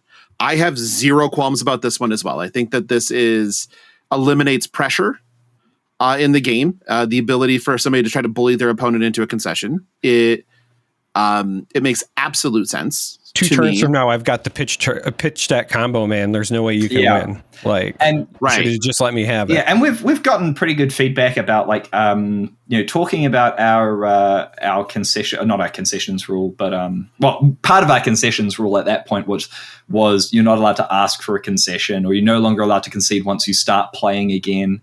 And we've gotten really positive feedback about that, where people coming from other games are like, man, this is so cool that Fab doesn't have this discussion period at the end of a game where people aren't playing out their turns. They aren't playing out after time because they're having this discussion about who should get what, or who should get into top 8, who should concede. And this was just the natural step towards that, because people were taking that time between the time and the round ending and taking your first action to try and discuss what the game could have been. And it's like, right, well, very simply, we can just say, look, this isn't the time for discussion. You've got all the information you need. You know what the game state is. If you don't, then that's probably a penalty. If you don't understand what the game state is, a warning, sorry. And then, if you're discussing the game state, it's pretty obvious that you want to you're leaning quite heavily towards the situation where you're trying to ask your opponent to concede. It's like, well, there's no need for that. You can either make an informed decision based on the current game state to whether you want to concede or whether or not you want to play. And judges can sit at the table, simply ask, would you like to concede? Would you like to concede? No, continue play, draw, or whoever wins. Yeah. And that makes none of this do I have any qualms with. Mm-hmm. We are good on these points, but we have bullet 2 to discuss. Okay. And bullet 2, once players have discussed prizes, they can no longer concede. Mm-hmm. Okay. Now I have read this, and the line in here that makes me not want to just gouge my brain out and then bleach it is we are not content to let perfect be the enemy of better. That line is okay. I now get it. But what it feels like this adds to the game from somebody that has had discussions before, because, to me, if I'm in an event, if I'm in a Pro Tour, a PTQ or ProQuest, or I am in, the top 8 of an event, I'm in the finals. And to me, the only prize is the invite. That's the only thing I care about. And so in a redistribution of prizes, and the other person does not care about the invite, doesn't want to go anywhere, all that's going to happen is we are going to now spend the next 7 minutes of me attacking, them not blocking, and we have now wasted 7 minutes of time that we otherwise didn't need to waste because they could have just walked away. Now, what the hell is the difference? Okay. So on that line, and this is something I say whenever I talk about policy, is there's no such thing as policy as perfect policy, and good policy takes time. And when we discuss policy at LSS, when we discuss about what changes we want to make and where we want to go, we always keep in mind about what we want to end up with. What are our ideals? What do we want to achieve? What I said at the start of this was Living Legend is a huge part of this. And if we allowed for players to simply concede after discussing prizes, what we do is we open up we ruin the integrity of part of the Living Legend system, which is the Living Legend, the heroes get Living Legend points based on who wins an event, a competitive event. Their player goes up on the leaderboard or the Roll of Honor. It's something that we feel very, very strongly and very passionately about. So one part of this is that we want players to play a game. We understand that some games mean that I don't want to play this game. We've discussed prizes. Even though we haven't come to an agreement, we have to play this out. And that may lead to players non-blocking. We're not going to punish players for non-blocking as long as that wasn't part of like the deal of like, hey, I'll give you $100 if you don't block this game. Like that's just straight up bribery. Bribery is completely different. Yeah, bribery is like this whole other conversation. Right? That's like, over there. But like, you know, that's American there politics. are going to be situations. Oh, for fuck's sake. American politics, the board game, the card game. I mean, that actually exists. Go on. Okay, you tell me about it after. So anyway, Sure. Like the reason we want a game to be played is that if players are faced with having to play a game out regardless, we feel like that incentivizes players to play the game properly. And if we allow players to discuss prizes, such as splitting gold foils or whatnot, and then having them play that game, we feel that that's going to result in more good games of flesh and blood being played overall, and fewer simple concessions leading to the degradation of integrity for the Living Legend system. As part of that, we are looking at how we can redistribute placement-based prizes. So when you're talking about things like the winner gets a PTI, we are looking at, can we give a PTI to, like, redistribute the PTI among the finalists as they see fit, as opposed to the top person gets it? Because what it does is it does incentivize somebody to non-block and then produce a non-game, and then that affects the Living Legend system. Like we do agree, like that is part of the issue. And so we're looking at these solutions, and you know, on the one hand, you could go down the road of, yeah, we just allow players to concede, and who cares about the Living Legend system? Like it's going to fail anyway. And I don't think that's not what we want to do. Like we feel passionately about the Living Legend system. We want to continue with this, and the change in policy is all to support that ideal. And it's not perfect, but good policy takes time, and we want to take the step to be able to see how this is going to improve the player experience, how this is going to improve the game. I mean, if this doesn't work, then yeah, we'll walk it back. We'll look at it again. We'll see what else we can do to improve the situation. But this is the next step that we want to take to be able to address the situation, to make continuous improvements towards this ideal of players playing great games. Now, have you ever considered, you know, and this is off the cuff, I haven't actually thought about this till now. Have you ever considered a tiered system with this type of policy where, like, the type of policy that you're talking about here is in effect for, you know, ProQuest Plus and Battle Hardened. In Calling and Higher, it is there are no prize prize discussions can't happen. There's no redistribution of prizes, period. And then in like ProQuests and RTNs, then you would have the ability to discuss prizes, and concessions would be legal. Have you considered like a tiered approach? We did discuss about whether or not we wanted to separate out these by tiers. We were even considering like, we'll just do it based on competitive versus professional REL. So like Battle Harden's PTIs, ProQuest Road to Nationals versus your Day 2 callings, your Pro Tours, your US Nationals, and your Worlds. We did consider this, but like the more exceptions that you make into these policies, the more sort of like caveats that you make, the harder it is to enforce. And, you know, really a lot of this policy has to start at these Road to Nationals and these ProQuests. They have to set up the expectation for players, because that is where a lot of competitive players go to learn the game. They learn the rules. They learn what they can do and can't do. And then they turn up to your Pro Tours or your Worlds, and they have the same level of expectation about what they can and can't do. And if you relax a lot of these constraints and you have that division, you end up with so many more people violating those rules. And like we've seen this even just from armories. Like we have people playing more lax games at armories with like what is allowed in terms of altars and proxies and those sorts of things. And we have had players that turn up to a calling and be like, well, my local armory let me use this, command and conquer proxy. Like, why isn't it allowed here? And it's like, well, hold on a second. Like, that's just not how it works. And that's from an armory to a calling.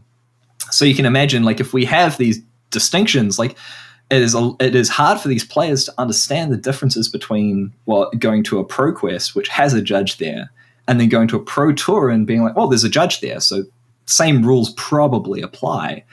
And we will probably talk a little bit about complexity later, but we wanted to say, okay, let's start with this baseline rule and apply it across all tiers of competitive play. And then once we get an idea of how it's affecting community, how it's affecting our play, what the reception is it achieving our goal, then we can look at refinement and be like, right, is there a better way to improve this? Can we separate it based on tiers? What are the pros and cons of that? And what can we do to continue to improve this policy, to continue to improve the player experience?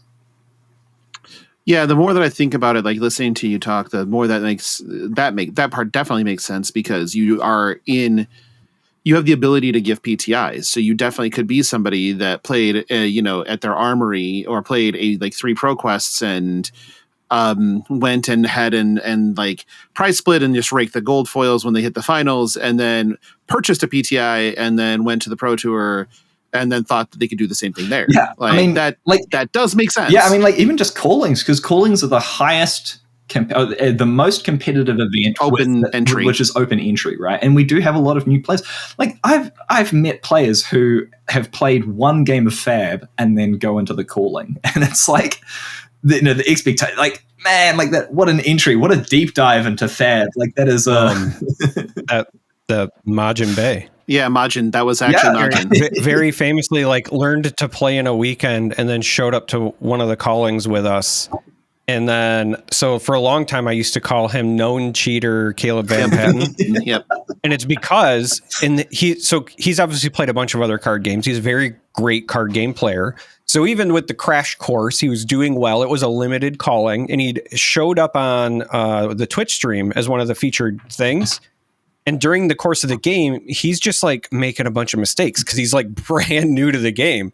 But although the viewers thought he was angle shooting and cheating the way he was missing stuff, right?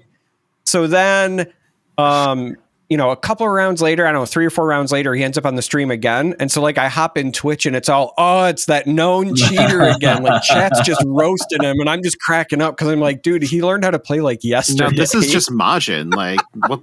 No. Yeah, it's so rough. Like, and like that's kind of like we even talked about like, callings. Like, do we want to make that professional level play? And we're like, because it's open entry, we can't make day 1 professional. But callings have a high enough prestige that we don't feel comfortable making day 2 plus competitive.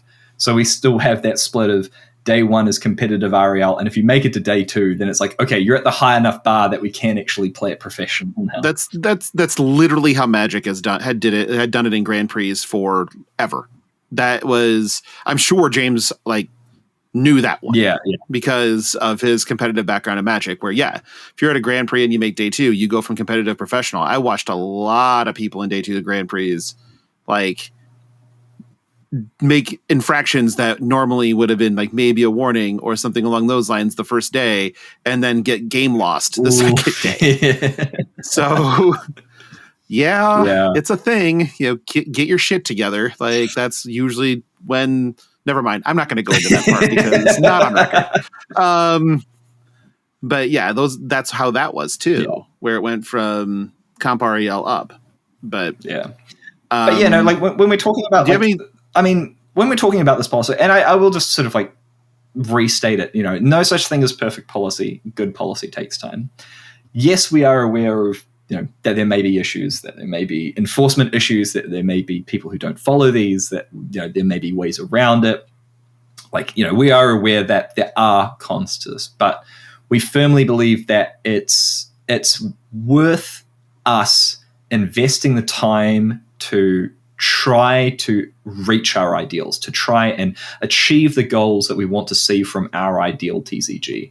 And I don't think that simply conforming to what other institutions have done before is always the best option. It's a great way to get information about where to start and, why people have done it. But, challenging these ideals and challenging the ways that other people have done it is an important way to continue towards creating the best experience possible for players. Yeah. Okay. And very well answered. I know that was something that, again, this has been a point of discussion across the board in personal. Go fuck yourself. You're not a judge. Fuck off. You're not the boss of me either. Go to hell. But it's been a discussion in person.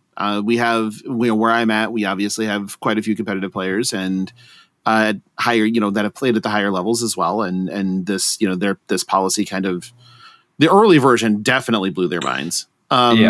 This one, this one was a better received, but still not, in their minds, not perfect. Obviously there was discussion in our Discord, there was discussion on Twitter, there was discussion, basically in every corner. And the defense, I guess defense is the wrong word. The way that I've always approached, and I think Darick as well, and even prior, Jordan and I said it all the time, where when it comes to LSS, our position has always been big trust. We know that the staff at LSS is doing what is best for the game and has their intentions are always to give the best experience for players. It is the most player-friendly game as far as the staff and the people at the head of the table are concerned that any of us have ever been a part of. So because of that, we see things like this and then the reactionary nature doesn't last long. And it's like, okay, I bet you I can have a discussion with somebody with the, at LSS about this. And then you get the clearance to come on here. I'm like, and now I get to. Hey. But the bigger thing here was always okay, if that's the case, if you're going to force to play a game where the outcome is the same as a concession, how do you police this at all? And I think your answer kind of addressed it. You can't, but this is a step. This isn't the be all end all. And that makes more sense to me.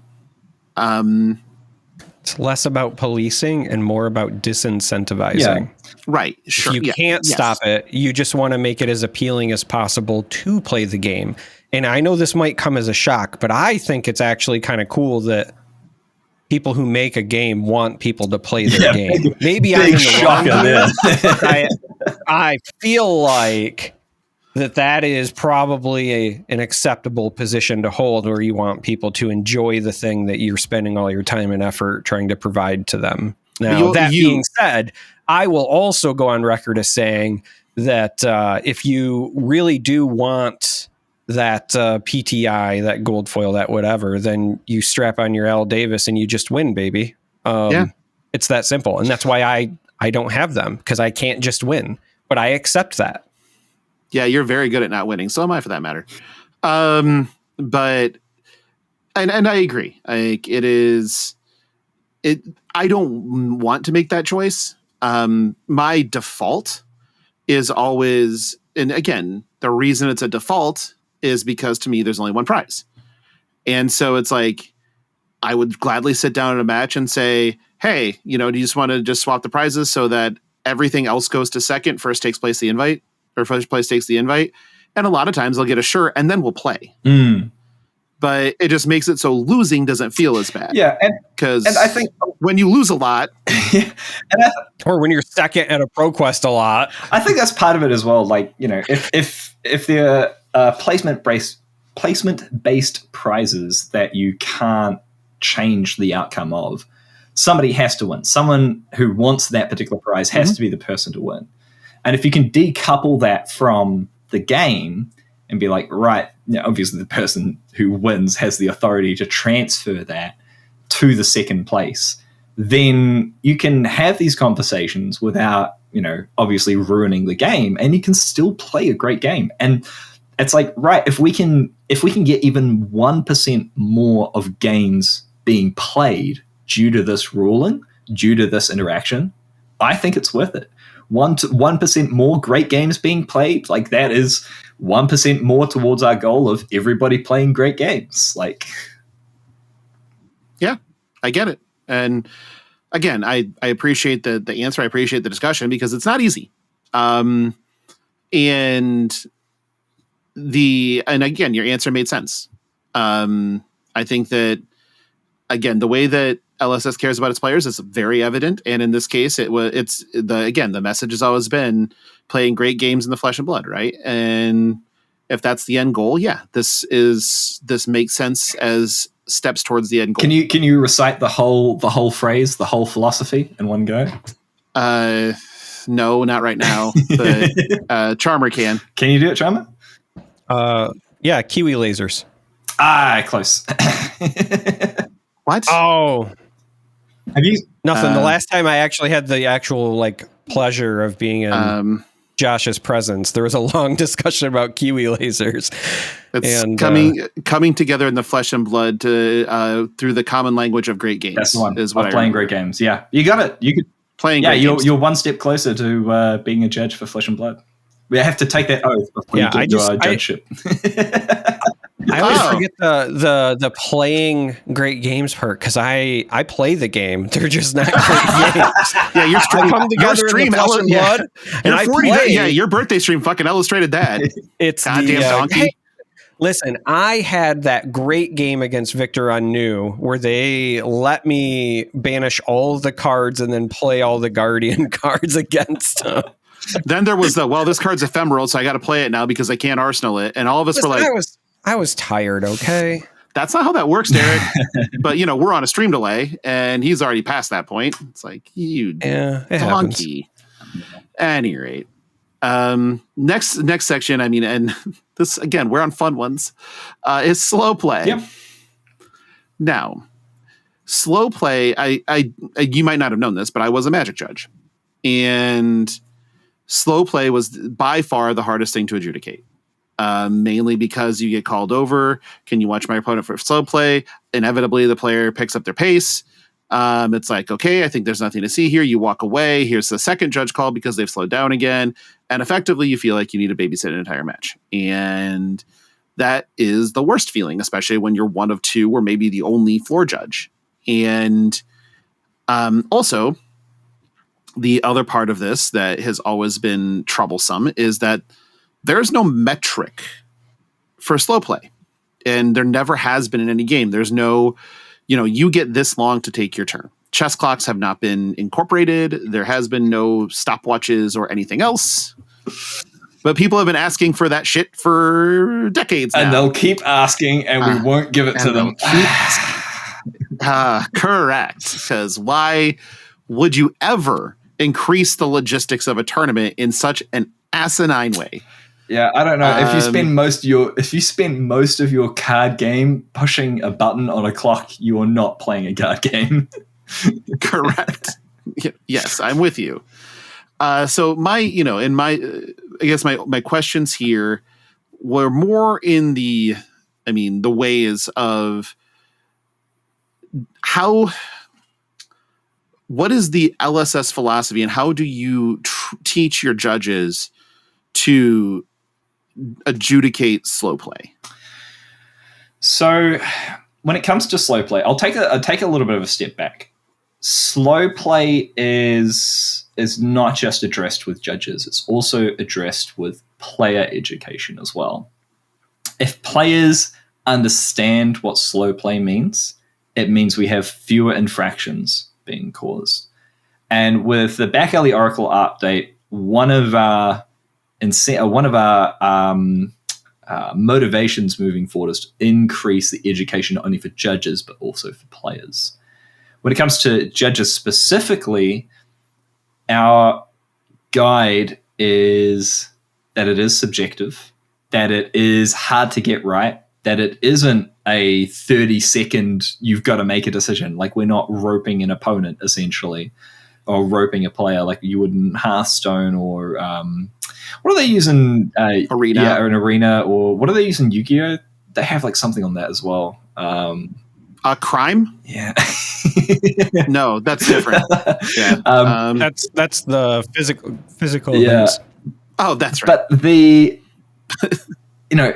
it does take experience. And we say to judges, if you're not sure, like, you can talk to another judge about it. The reasonable expectation that we have is that if you can go over as a judge and you can look at the board state and you can look at the player's hands and you can come up with a couple of different play lines in the time that it took you to do all of that, a player should have been able to make an action. Because if you can understand the board state and understand what sort of lines of play are available to a player from nothing, that gives you a good indication that the player has had time to understand the board state, understand their options, had more time to think about what they've been able to play and to be able to make that particular action.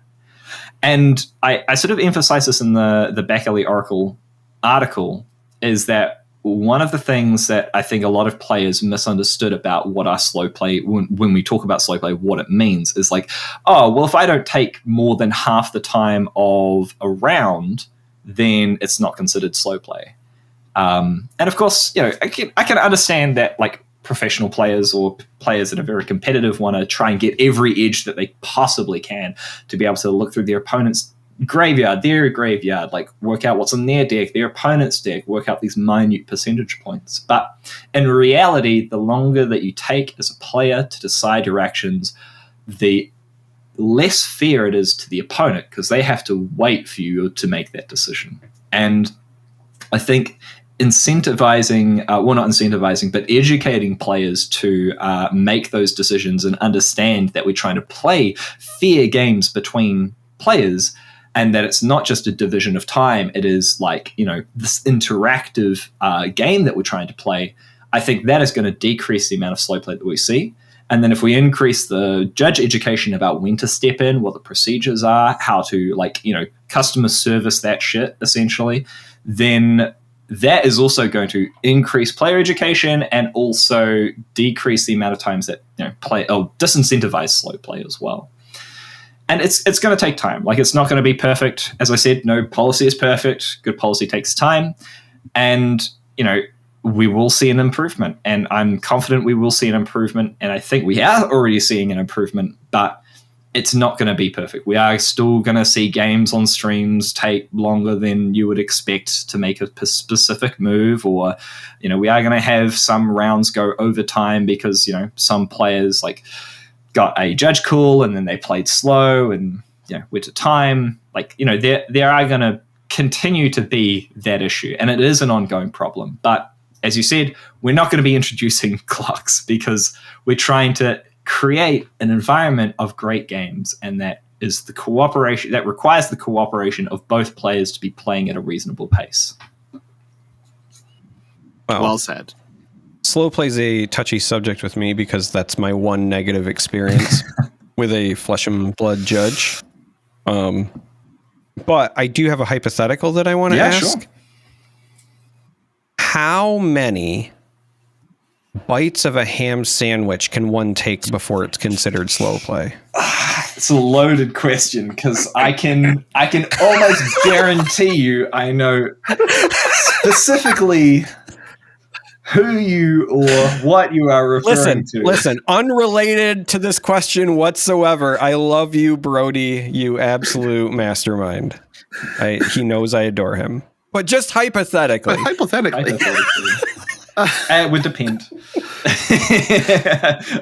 I can't give an time and call. If I give an answer here, the judges are going to expect me to indoctrinate this into the TRP or the tournament rules and policy or the PPG. just say looking into it. The hand sandwich policy is currently. Oh no, I don't. Nobody wants that. Are you fucking kidding me? All right, enough out of you. The last thing was a pretty simple one. Cloaked equipment exists, so people need to stop turning their used equipment face down in zones, which they shouldn't have been doing in the first place. Yeah. Public service announcement. Do not turn your equipment face down in the same zone if it's not cloaked. And please make sure you use the standard layout. It's a standard layout for a reason. Okay, point of information there. Hey, LSS, please don't make playmats without fucking zones on them. It is an affront to nature. Every playmat should have fucking zones on it. God damn it. Yeah. I just really appreciate that you already pre-added like the little addendum thing about you can set things kind of aside if it's still very clearly intended to be. So like I was thinking about, if you've got people with slabs for your equipment and you don't want to jam those like intermixed in your discard pile, there was like that note about like you could put them like right next to your discard pile as long as it's very clear to both players that it's there. Because I think that will solve a bunch. Yeah, like, personally, players are so entrenched in collecting their cards and protecting them. God knows whatever reason. Like, I play my cold foil tunic unsleeved, put it in the graveyard with mother. That's my guy right there. Like, I don't know why all my cold foils are just in regular sleeves. Yeah, I do is I use the limited Fyendal's tunic sleeves for the backs of my equipment because it's like thematic. And then that way, when they go in the discard pile, I can fish them out really easy. I will admit, like you think I'm joking? That's what the Zen is in. It's the same thing. I will admit, I have played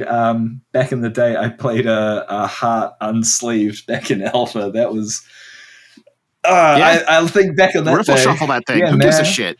But honestly, like that's the worst way to play unsleeved. Everyone knows you're supposed to put your heart on your sleeve. Will you This is what I think. This is what I was going to enjoy most about being on this podcast is being a part of this talk. The fucking nonsense. Moment. Yeah. but like, it is right. Like, players want to protect their cards. Totally understandable. Players have all sorts of equipment that are graded in these snap cases and everything like that. And it's such an easy fix to just allow it, and it doesn't interrupt the game at all. I personally cannot wait for the first person to have cloaked equipment in the PCG Fab Slabs. So it's turned face down and you can clearly just read the name of what their equipment is as it's face down in their zone. It's like, oh, all right. Thanks, I guess. Actually, hey, hold on. Fair question, I think. Would it be considered like cheating or presenting improper information if you had a Fab Slab or something in one, but it had the wrong label on it, and you're like, like it had. Like that's deception, right? But it's supposed to be hidden information. So, like, why are you looking anyway? You know what I mean? Honestly, like, we would probably even just say that's. We would probably even just say, like, look, that's like not miscommunication, but like that could just come under note taking. Like, you're not supposed to have like random stuff on your cards anyway. If it was like related to the card, and it's I just assumed you would like issue a judge proxy if that ever really did come up, because I know that like that's an option. You can just listen. Here's your... It wouldn't. Like, we don't issue proxies for people who keep their cold foil hearts in a slab and because they don't want to put it in their deck. We wouldn't issue a proxy for somebody who has the name of their card written on the back of their case. Like, just take it out of the case if that's the issue. Like, paint over the case if you really don't want the person to see what the back says. Like, put electrical tape over it. Sure, sounds like, I understand people want to protect their cards, but at some point the cards just need to be played with. Like, yeah, absolutely. Okay, moving on to my favorite thing in the world, as Josh knows it is. We have an errata bulletin now. One more time, for those in back, I'm going to point to the sign. Erratas are bullshit. Cards should say, what they do on the card, and that's it. However, any rate, we do have some of these are actually not that bad, but yeah, I think we have a couple. I think this here. Is probably the least painful one for you, to be honest. Yeah, this one didn't actually hurt me too bad because the way that so bonds of attraction, bonds of memory. Obviously, articles were a little bit beyond you at the time, and that's okay. If and are difficult words, as the American political system has taught us. So we actually had a president that made a congressional committee stop a proceeding to then define the word "is," which has no definition because it's an article and not an actual word with a definition. Yeah, welcome to America, bud. Yeah. And So we put a hard emphasis on our articles over here, but instead of effectively, you can't gain 2 health off of its own effect, but you could gain additional health on additional banishes. Yeah, is basically where we're going with this. It should be pretty intuitive how it works from the wording, even written on the card. But from a technical standpoint, there was an error in proofing, and that was my error as part of the proofing. And as part of that, we wanted to rectify it. We could have left it as is, but when we come to make these sorts of decisions, we weigh up the pros and cons, and the cons outweighed the pros in terms of so the pros outweighed the cons in terms of issuing the errata.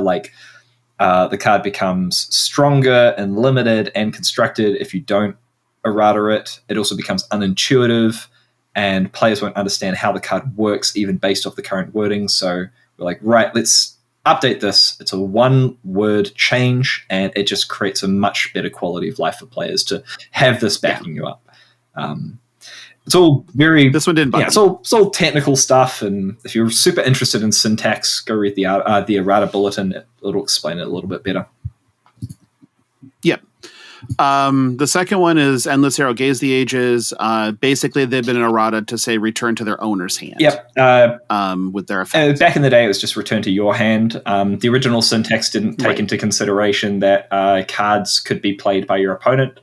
That was sort of not on the cards, as it were, back in the day. So you two are both horrible. I don't think I'm going to be as good. If I came in prepared, I would have been a lot better. But I know you've gotten me before, so this is why I love Josh. So it was just following one of the old errata bulletins, which is errata bulletin number 5, which just updated things to go to their owner's graveyard or owner's hand. This is pretty straightforward. Yeah, yep. And the next one I read and then reread and then read again because this one was really insane because I was just like, hold on, kind of just read, skimmed it. I'm like, oh, okay. And then I went and kind of reread it. I'm like, huh. Yeah. That would have been hella fun with Yorick. Yeah. So there's some, it basically just covers go again on permanents and using those permanents to attack. The issue was that now that we have things that can use permanents that have go again to attack, we don't want those attacks to have go again on them, because when you played the card, that's when the go again applied. You don't want that go again to apply to the attack as well. So we're talking about Reality. Is it Reality Refractor? Reality Refractor and Cosmo. Basically turning things like Burn Them All, and I'm sure there are some, I can't remember off the top of my head, there are some auras with go again and Part the Mistveil. It's like, right, want to remove that interaction because that's not how we want the cards to work. That's not how we want them to be played. But that does mean that we need some technical updates to existing weapons. And you already saw that with Mandible Claw and Heavy. If you pay attention to syntax updates, that specifically said that this card's attacks get go again as opposed to Mandible Claw gets go again. Yep. So again, it's just it's not even a functional update. It's an update to the text that follows the rules to make sure that the game works how it's intended to work. And you made sure to put it across the board with blood in her hands and stuff like that, because you could end up with really weird ass Shiana interactions otherwise. Yeah. At some point. There's some weird stuff that goes on. That's for sure. You printed cards like Yorick and Shiana and Taylor. You did this to yourselves. I can't say I wasn't complicit in that either, so I did proof those cards. Whatever. Not Shiana. I did proof Yorick. However, but I don't think you proved Shiana, but if you proved Yorick, you looked at. Here's what I think the thought process was. Correct me if I'm wrong. You looked at the card and went, "Oh, this is fucking sweet. Ship it." Well, I mean, I'm pretty sure I received that card at 2 a.m. in the morning, and I just closed my Slack and was just like, "I will deal with this in the morning. I will deal with this when I wake up." Yeah, that's probably a better idea. Oh my God. I'm just glad that this opens up, because I know there are some items with go again as well. And this means that we're one step closer to getting the weapon that I've longed for Genus, I want him as a merchant to be able to attack with items the way Prism can attack with auras, because I played a lot of Final Fantasy, and so Guild Toss is always in my mind. And so I want Genus to just literally solve problems by throwing money at it. Like, literally. I just want him to chuck any item, but gold and silver and whatever included, at the opponent. Could you not do that with you could do like a slingshot weapon, and then it's like the slingshot is like, the cost of activation would be destroying an item you control to attack. Maybe. Yeah, I mean, you could make it work. Yeah, you could make it work. Merchant class incoming. Yeah. Yeah, let's go. I just want weird shit. I love weird shit. Speaking of weird shit, we're going to do the read because, time to. Reminder for everybody. I don't think Josh is going to be there, much to our chagrin, because he'll be likely on his way to Amsterdam. But the Realm Brawl, the first 5K Brawl of the season, is on Saturday, July 20th in Princeton, New Jersey. Classic constructed, $70 entry, $5,000 of cash on the line, as well as invites to the $50,000 tournament. Because apparently, if you didn't know, Josh, Keith is a madman. And so a $50,000 tournament at the end of the year for the top 8 get the invites to that. And again, really good practice ahead of Pro Tour Amsterdam, because it's right before it. Also, easy flights out of Newark or NYC to Amsterdam too. So just saying, good one to go to. If you're on the competitive circuit, you probably should be. Plus, the 50K is going to be absolutely bonkers. So you should probably be as qualified for that as you can be. I'm already qualified, so I'm good. But everybody else probably should get on that. It's time for listener questions. All right, we're 2 hours 2 hours in. It's good. It's good. We can stretch this out to 3 hours. What was the record? 2:45, right? I think it's 2:45. Yeah. So we could probably hit 3 here. You're right. We'll see. This is the extended fapping, as it were. But the first question is from Greg, our producer. Well, I guess like occasional producer. Sometimes I have to wear episode my fucking producer, which you should never have to do. But Greg says, this is probably a lame question. Sure. And somebody's probably asked it before, most likely. But what is Josh's favorite hero or class to play? Additionally, which class has given the most headaches from an RNP standpoint? Go. So my favorite hero is probably Azalea, I think. I when I was playing Fab, I got into Fab back in Welcome to Wraith. I was playing Dorinthia mainly. I played Rhinar in Nationals, but the Azalea play pattern back then was just so fun. I don't know what it was, but just putting cards in Arsenal, opting from the top of your deck, swapping things around, it was just something so satisfying about it. And I don't even care if it was competitive and whatnot. It was just so cool to be able to play. But if we're talking about broader, I play Emperor and Blitz quite a lot. I play Professor Teklevossen, so not Teklevossen, but Professor Teklevossen in Blitz as well. He's a big favorite of mine at the moment. But Ranger is just cool in general, just loading up your bow, loading up your arrows in Arsenal, shooting them off.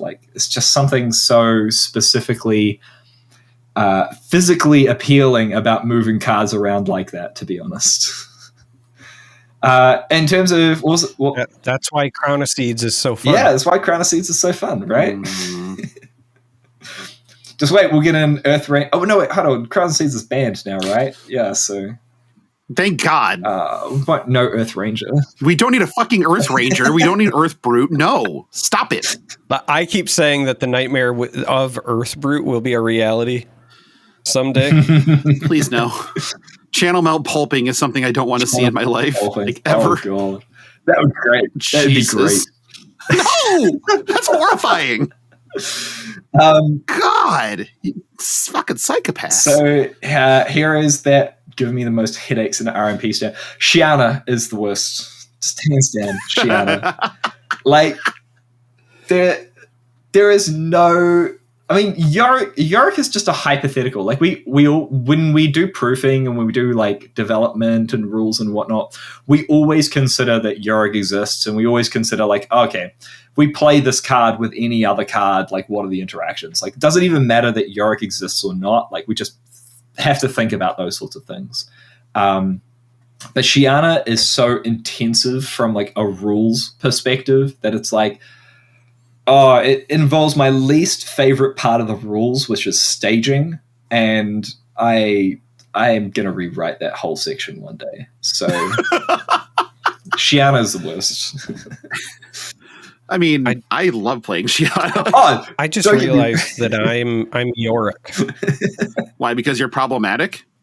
Because I'm problematic, but also I'm just imagining Logan being like, well, like, I always consider that he exists, but then like I have to talk about like whether it matters or not, or does it, do we care? Are you fucking kidding me? Because yeah, okay, sure. But don't get me wrong. I love Yorick. I love playing as Shiana. Shiana, from a rules perspective, is a headache, though. Oh yeah, fair. Okay, that's fine. Because every specialization you have to look at and go, yep, fucking Shiana. It's funny, Shiana playing against Enigma and New Moon. I believe it's the only hero that can equip equipment from the inventory face down during a game as well. You copy Enigma New Moon, then you play Visit the Golden Anvil. You can equip something from your equipment face down. Face down. Yeah, during a game, which is like, I think is a cool interaction. Wild. But it's like, when we were considering that, we were like, man, like, is there something like wickedly difficult that we have to like figure out right now with that? Or is that just like, no, cool? You don't. It's all good. It works out. It's fine for now. Yeah. Like we're going to go like visit the Goldmane Estate and Golden Anvil are both going in Shiana because one, they're blue block 3s. They just replace other things that don't do a lot. And then two, if you do anything with them, it's really fucking crazy. Yeah, that's for sure. So it's super fun. I'm gonna have 3 Talishars just in the deck so I can just re-equip Talishars. Love it. Next one is from Mara, dethroned Empress of Volcor. She keeps thinking that she's the Empress, but she didn't win the Pro Tour with Dromai. And Dromai is now gone, so if you're the Empress of anything, you're the Empress of Dust. But I do hear you're running for a state position in the Mistvale. So we'll see what happens there. But she says, Josh, 1, have you figured out how Brody's celebrational card is going to work yet? We killed him, folks. He's done. We can skip this question, right? No. No. So I can confirm that the devs are working hard on it. The function of the card has changed slightly, but the spirit of the card remains. And it will be out in players' hands, I think, early 2025. So early next year. Oh. Yeah. All right. So, That's breaking news, I guess. Yeah. It has... From the initial, so funny, quick story. So Brody came up with this card idea, gave it to Mara. Mara changed the text, gave it to me. I changed the text, and that's what got put onto the celebrational card. So the card that you guys saw from the celebrational went through 2 iterations of cutting down on text. And it was still that word salad? And now it's gone through the development, and now it's... Yeah, it's looking good. It's looking good. Okay, good to know. And then question 2, a slightly more serious question. Are there any considerations at all to reconsider the recent ban on palette swap altars? I have to turn away at least a half dozen people who want blue tunics for Enigma, and it's killing me a little. They're legal in Magic. As far as I know, I haven't caused any issues there. So, yeah, I mean, as somebody, like, she's an altruist, obviously. I mean, we know that that's part of her business, and I think it's a valid question. Simple answer is not at this stage. Like, I think that we're in a position at the moment where we're still trying to have players conform to the idea of what it means to have an altar, going through the proper procedures of not altering their card too far, and making sure they're talking to the head judge. PSA, if you've got an altered card, please make sure that it's okay with your head judge before you enter a competitive or professional tournament. That way you can avoid an infraction, or you can avoid having that card removed from your game if it's not suitable because you didn't check with them earlier. So we're still in the position where I think it's still early days regarding making sure that players are established on that baseline of what is acceptable as an alter or whatever. We may look at it in the future and relaxing the color palette restriction, because that is one of the criteria that we use to determine whether or not a card has been altered beyond immediate recognition, is whether or not its palette has been swapped. Because if you see a card from a distance and you're not, don't have great eyesight like me, so I don't have great eyesight, by the way. If you don't have great eyesight, like I don't have great eyesight, colors are really important to figure out what type of card it is. So we're still keeping that as part of the restriction, but that may become lax later on. We will just sort of have to see how it goes in terms of the community adaptation. I really wish your answer was going to be, we can't relax it because next set we're printing Fyendal's winter tunic. Yeah. Well, next set we're printing an old art blue tunic. Every 3 turns you can remove 3 counters to give a frostbite away. Oh, because go I fuck know yourself. how much people love ice. Once every turn, right? Oh, sorry, once every 3 turns. Oh, yeah. Once every 3 turns, just like Spring Tunic, but instead of a resource, you give away a frostbite. Pretty reasonable. Instant speed, or would it be at the beginning of your opponent's turn, or when would you slot that in? Instant speed, just like the Fyendal's, I think is fine because it's once every 3 turns. Gotcha. So opponent comes in for a 0/1 power card. They're holding 1 card. You know that it's going to be the pump 5, and you're like, Winter's Tunic. Prevent you from playing it. Yeah. Oh, yeah. Yeah, I mean, it's 1 resource either way. It's just I'm making them pay it instead of I get it. Yeah, give totally every class access to make frostbites. Great. Sounds fine. Yeah. Yeah, I'm fine with that. I love it. I can't convince you that I can get them to make it, but I love the idea. I mean, well, if you're going to actually pitch them stuff, the thing that I always say whenever anyone asks, all I want, Josh, is a centaur hero. A centaur hero. And a centaur hero. Mm-hmm. And the only special ability it has is it can wear 2 sets of boots because they got 4 legs. Okay. What class? I need an axe pummel. You need an axe pummel.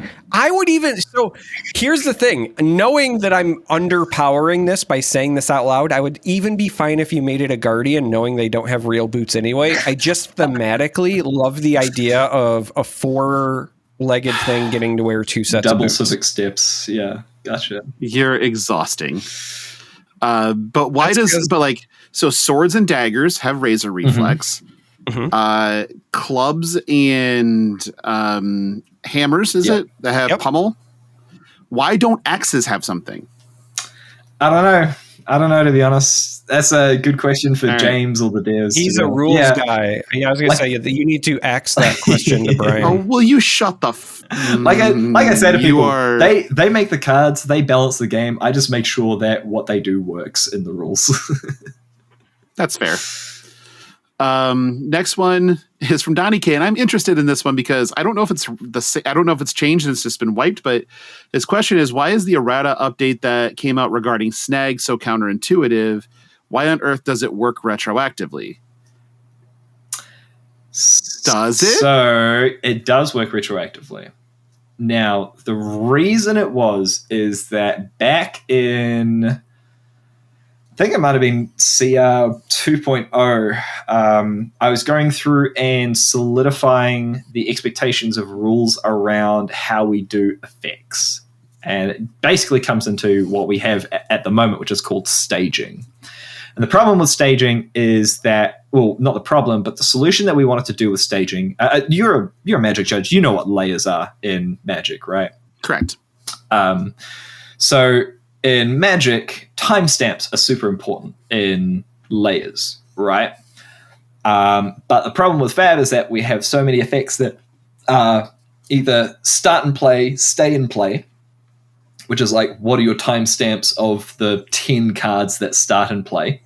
and remembering that are persistent and remembering that throughout the game, plus all of the effects that you play, like you play a card like Come to Fight or something, then that goes to the graveyard, keeping an idea of those timestamps, and then coming to an effect like Snag or something else that is dependent on timestamps, and how do you resolve these sorts of issues? So we're like, right, Fab is already a complex game. It's already complicated. We don't need to go ahead and introduce additional burdens on players with trying to remember timestamps to try and figure out their effects. The solution to that was can't gain is retroactive. It basically means take the object as it is. All the effects that would apply to it to increase its power don't increase its power if it can't gain power.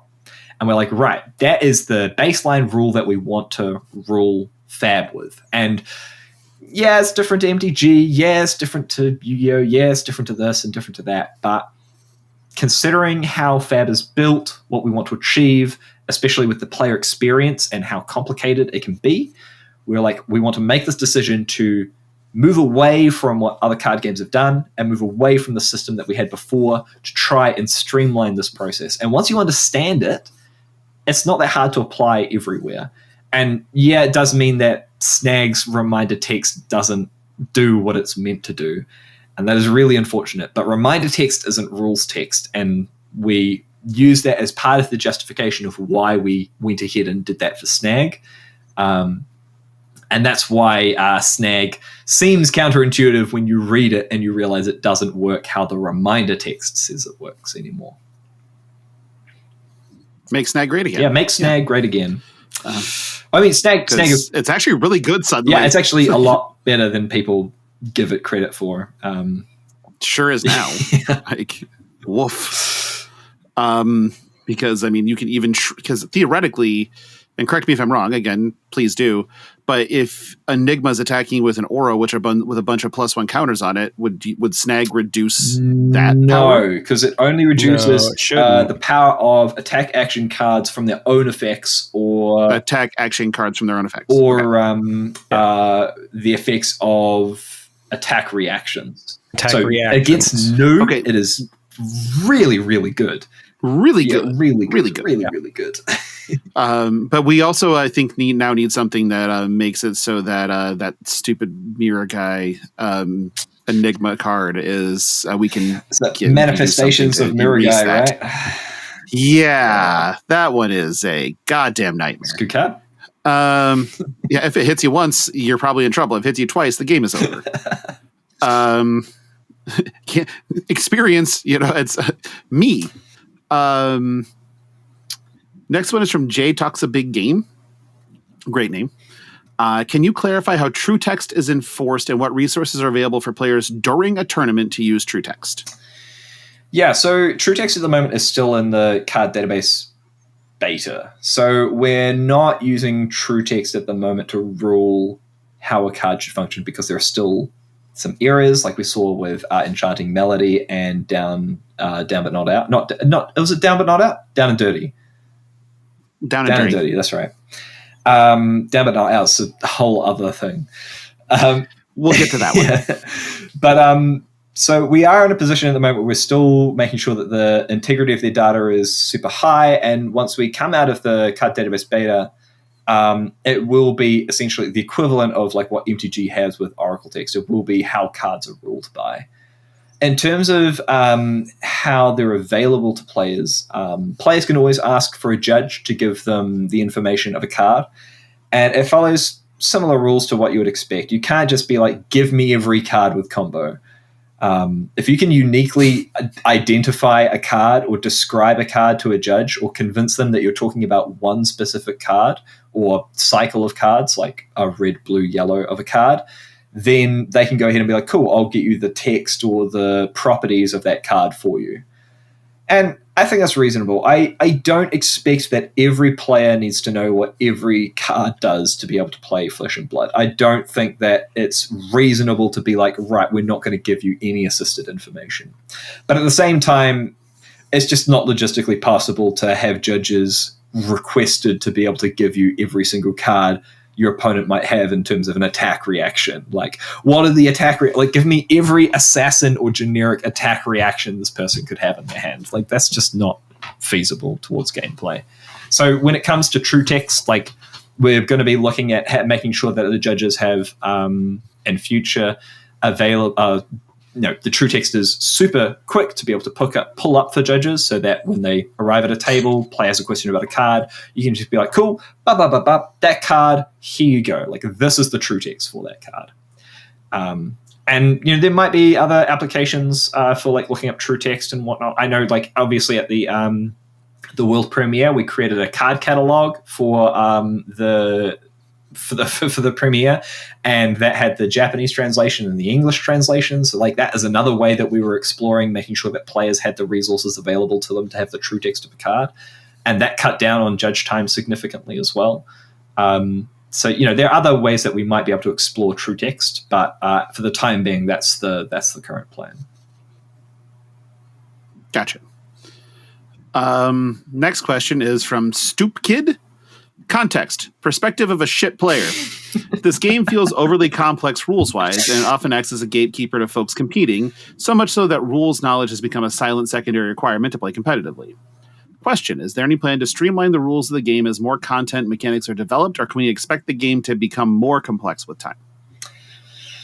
I mean, yeah, both. That's a great sign. Both, I guess. Like, okay, the game is inevitable. Well, you already talked about some streamlining. Yeah. Like, you really have already addressed some of that. Yeah, like, I'm aware that there are some unintuitive aspects of Flesh and Blood, or there are rules that can be streamlined further. Like, and that is definitely going to be part of our focus moving forward. Like, I'm really big on making sure that we get the Hero's Handbook out again soon, with like an updated Hero's Handbook, which is just like cut down version of the comprehensive rules for intermediate players to be able to describe the rules.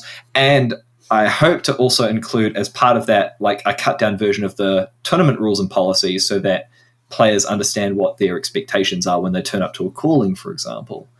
And I think that that's going to be part of the education moving forward, to make sure that players aren't overwhelmed by looking at the comprehensive rules, or aren't overwhelmed by this sort of like, secret knowledge of what the rules are. I think that the base rules are pretty easy to grasp. It is just when you run into classes that have complicated cards, or you run into classes that have unique mechanics, that the rules can seem overwhelming at some points. And that sort of leads into the next part of it, which is, the game will become more complex. That's just a given. The game has Flesh and Blood has an eternal sort of format.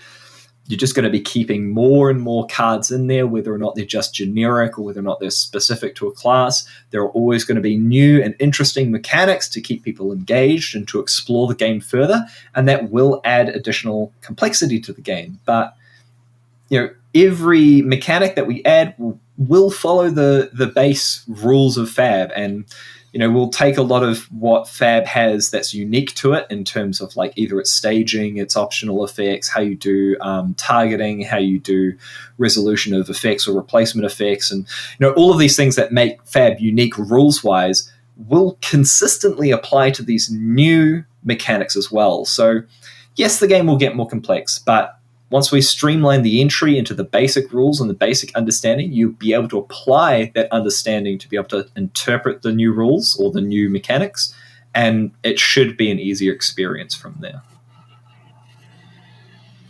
Okay. Like, I think that I mean, I know of people who have learned the game through as simple as watching 3 floating, right? Watching Fight Night. They picked up the game, and then they played it, and they're like, they understood base level, and they saw some of the other shit, and it was just like, okay, so being able to like pitch a card and play a card and understand the text on a card is one thing. Being able to navigate the intensity of the strategies involved in this game is a completely different thing. And my description is always, this game is super easy to learn how to play. It is very difficult to play optimally. And that's normal. Like most games, once you learn how to play it, playing optimally doesn't, it's usually not that far behind. And this one, it is, but I think that's part of competitive design. The way this game, in my mind, it was designed to be competitive first. And because it's designed to be competitive first, to be in the common language of playing great games, it makes it so that there are different layers that people want to play the game at, and catering to all of those layers is possible in the interest of playing great games, and Flesh and Blood does it better than anybody else really has. So that's just my personal take on all of it. Yeah, and like I agree. Like I think that once you get the gameplay loop, like once somebody clicks on the gameplay loop, which is like, if I defend with my whole hand, I can't play my next turn. Like once I understand that, like so much of it is just like adding on top of that real baseline thing, and you just keep increasing your knowledge of the game, which allows you to then increase your competitiveness. And yeah, I have competitive players that I know messaging me occasionally saying like, hey, there's this weird interaction that came up and we can't work out which way it is. And it's like, yeah, okay, understandable. Like even competitive players don't necessarily understand these minute interactions. But a lot of these like are so small and so like, they don't have like that much of an impact on your playing, even at a high competitive level, that you don't need to be 100% on the rules for the game to be able to play it. Once you understand the basics, and then you understand the flow of like a couple of like the edge cases where Fab is different to many other games that you've played. Once you understand that, then it's pretty easy to pick new things up and, keep evaluating and playing like new sets and new mechanics. Yeah. I mean, that being said, when people look at new mechanics and new sets, they often get it wildly wrong. Yeah, I'm right here. You can just say me. It's fine. Or Charmer too. He's bad at it too. We're almost halfway through the questions, so we're getting there. We're getting there. Next one is for Ravenger King. He's that's Benny. He's a local to me. Multiple part question: is there certain criteria you try to follow when making rules and regulations for cards? What are some cards that made you change how certain rulings work, and have these changes helped card design or make it harder? So first part of the question, yeah, there are a whole bunch of like rules that we have to follow, or at least I get the devs to follow when creating new cards. Well, when I say the devs, I usually mean James or Brian. So James will usually come up with the idea for a set, and he'll work out what he wants to do with like a particular set, what area of the world he wants to explore. He'll come up with like the majority of the ideas for the cards and whatnot. The developers will then take that further and then add cards, subtract cards, those sorts of things. And there are a bunch of invariants that we can't break, or the game fundamentally breaks down. So one of them is you can't put you can't put deck cards. So you can't put arena cards into your deck. So you can't put like an Iron Rot Helm into your deck. Like that would just break everything. And there's this four zone loop: the deck, the pitch zone, your hand, and arsenal. Those are the 4 zones that an arena card can't go in, because as soon as it goes into one of those zones, it can be considered a marked card if it's not sleeved like your deck. And once it's in one of those zones, you can't play it, and you can't pitch it, and it can't like cycle through. So it just breaks the fundamental game loop of the game. You also can't put opponent's cards in any of those 4 zones. So if you play a card like Gaze the Ages, for example, and it's one of the reasons why we errated Gaze the Ages, is you can't put your opponent's Gaze the Ages into your hand, because then it could end up in your pitch zone, it could end up in your arsenal, it could end up in your deck.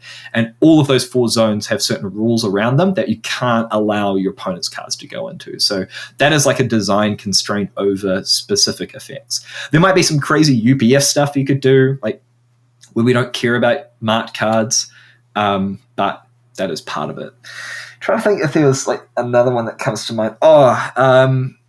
It was giving attack action cards subtypes that make them permanents. That was another like design constraint. So for example, you can't turn an attack action card into like an aura, for example.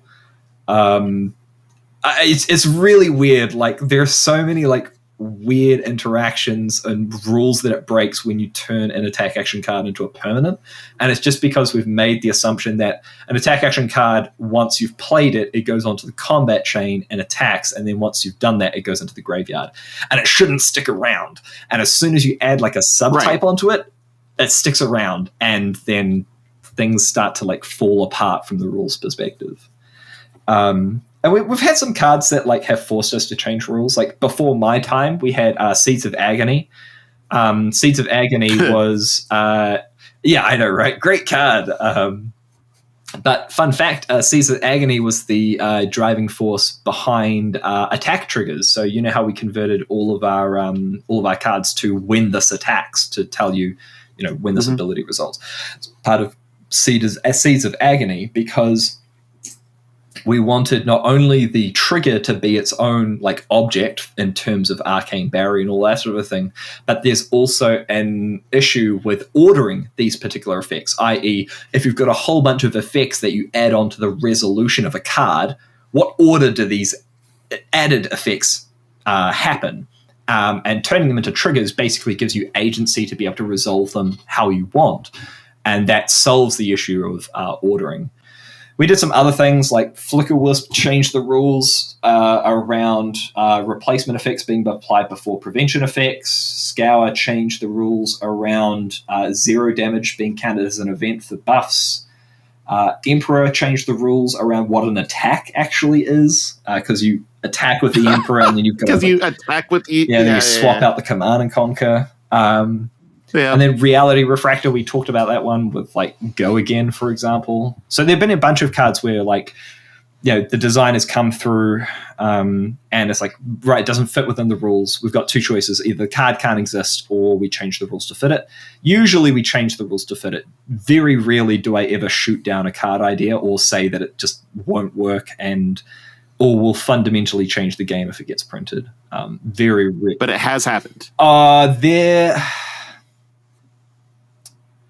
I don't know if James will ever want to print it, but there was a card that James sent me one day, and I looked at the rules and I looked at this card and I was like, I don't know if there's a single world where this card can work. Like here are the consequences of printing this card, and it was like, okay, maybe not in this set then.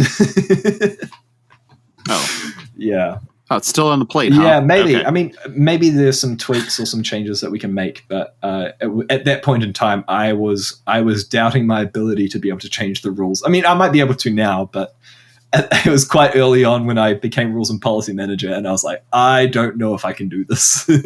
This one. That's fair. What's the last part of the question as well? Have these changes helped make card design or made it harder? Bit of both. When cards change what the rules do, they often also clarify ambiguous parts of the rules. Like you have to create new rules or new policies to be able to talk about certain things. Like turning cards face down in Banish Zone, like we didn't even have to consider that with something like Tome of Torment, because Tome of Torment just says that you can play it from your Banish Zone, right? And it's like, okay, well, it's ambiguous if you can play a face-down Tome of Torment from your Banish Zone in the rules. But because we can turn cards in your Banish Zone face down now, that is something that we can put into the rules. So now that gives us precedent for new cards that come in that also turn other things face down, like equipment. But what it does mean is it does limit the design a little bit, because sometimes the developers or James or Brian will want to print a card that goes against a precedent that was set earlier. So like you look at the inner chi cards, double face cards usually flip back once they leave the arena, but they're like, no, we want inner chi cards to stay as inner chi throughout the rest of the game. It's like, okay, that goes against what we've established for double face cards. So now we have to go and invent a new type of card or a new type of rule to go ahead and encompass that. so that it can be played within the boundaries of the game system. So it is a blessing and a curse. Like, sometimes it's like makes card easier to evaluate and syntax. Sometimes it makes it a lot harder because you're constrained and you have to either create new rules or the card can't exist. All right. Moving on. The next one's from our friend Bryn on the Banish Zone. I don't know if you've ever seen the Banish Zone or Crankshaft, I think is the new show that they're doing with gameplay on it. Or if you just ever had showed up to FAP After Dark. That's been to a concert in America. No, she's traveled international. She's toured internationally. So I guess could have been in a concert in Europe, or I don't know where else she's gone. But at any rate, Bryn is a friend and asked us some fucking word salad of questions, because why not? All right. First question. Can Deal Arcane and Have Dealt Arcane be reworded to be less confusing? What do they mean by that? That's a good question. It's Bryn, so nothing ever makes sense. Because, like, she'll tell you she's the most normal person you'd ever meet, but that's only because she's the most normal person she's ever met, because she thinks everybody else is weird. Because I can understand it might be a little bit confusing from some of the old cards, like not Revel in Runeblood. What's the Meet and Greet? That was a great card. Meet and Greet. Yeah, Meet and Greet has if you deal or have dealt a damage, and that's old syntax. We just use if you've dealt damage now because it's a post if conditional. So the deal and have dealt. Deal is just like an active tense. It is instructing you to deal damage to the opponent. You're resolving a card. You say, deal this damage. Have dealt is conditional. Yeah. It's a part of a condition, whether or not it's a trigger condition or an if condition. And then you say, you're asking whether or not you have successfully reduced the opponent's life total through arcane damage having been dealt.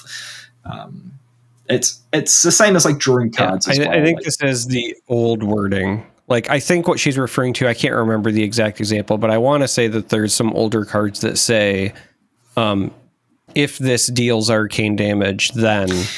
Now, that's deals with an S, not deal, but I feel like there are some older cards that use that or present. Yeah, if you deal...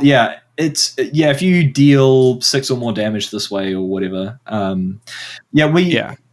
I mean, the syntax around there is still like a little bit yet to be solidified as we want to commit to present tense or past tense. I think it's a super interesting discussion. We could do a whole other podcast about syntax if you guys really want it.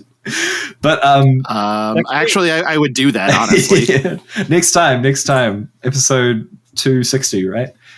Yeah. Jesus, please don't. I'm going to die is what I call therapy. It's the hour I spend each week to pay the tax for my sins. I love it.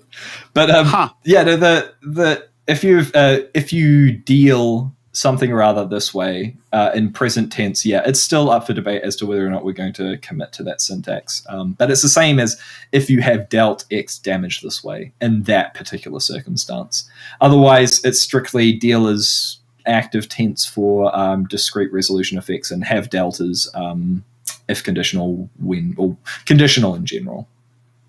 What's the next part of the question? It's a word salad, right? Well, yeah, but you addressed all the pieces of this question already, I think. Okay. Because she just kept going with the one question of, shouldn't successfully damaging an opponent have a different word than presenting the attack? This goes for all words in Fab that have two meanings: token, legendary, etc. So, legendary has a type and a specialization, and the token. So token rarity, token type, and then you've got legendary keyword, ability keyword, and then you've got legendary rarity as well. Rarity. Yep. It was implemented before my time, so I didn't have any impact on that. It's something we're aware of, and at this stage, it is small enough of an issue that we have other priorities to focus on. Like, we are aware that it is an issue, and it is an issue for some comprehension for new players.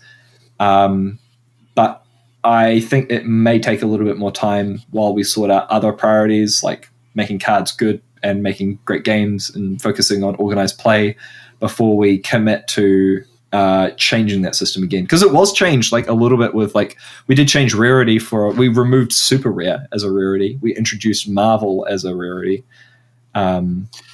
Getting rid of super rare is like the best thing I ever did. But what the hell? That's interesting, actually. Like, I think it's the opposite. I think instead of getting rid of super rare, we should have added super majestic and super legendary.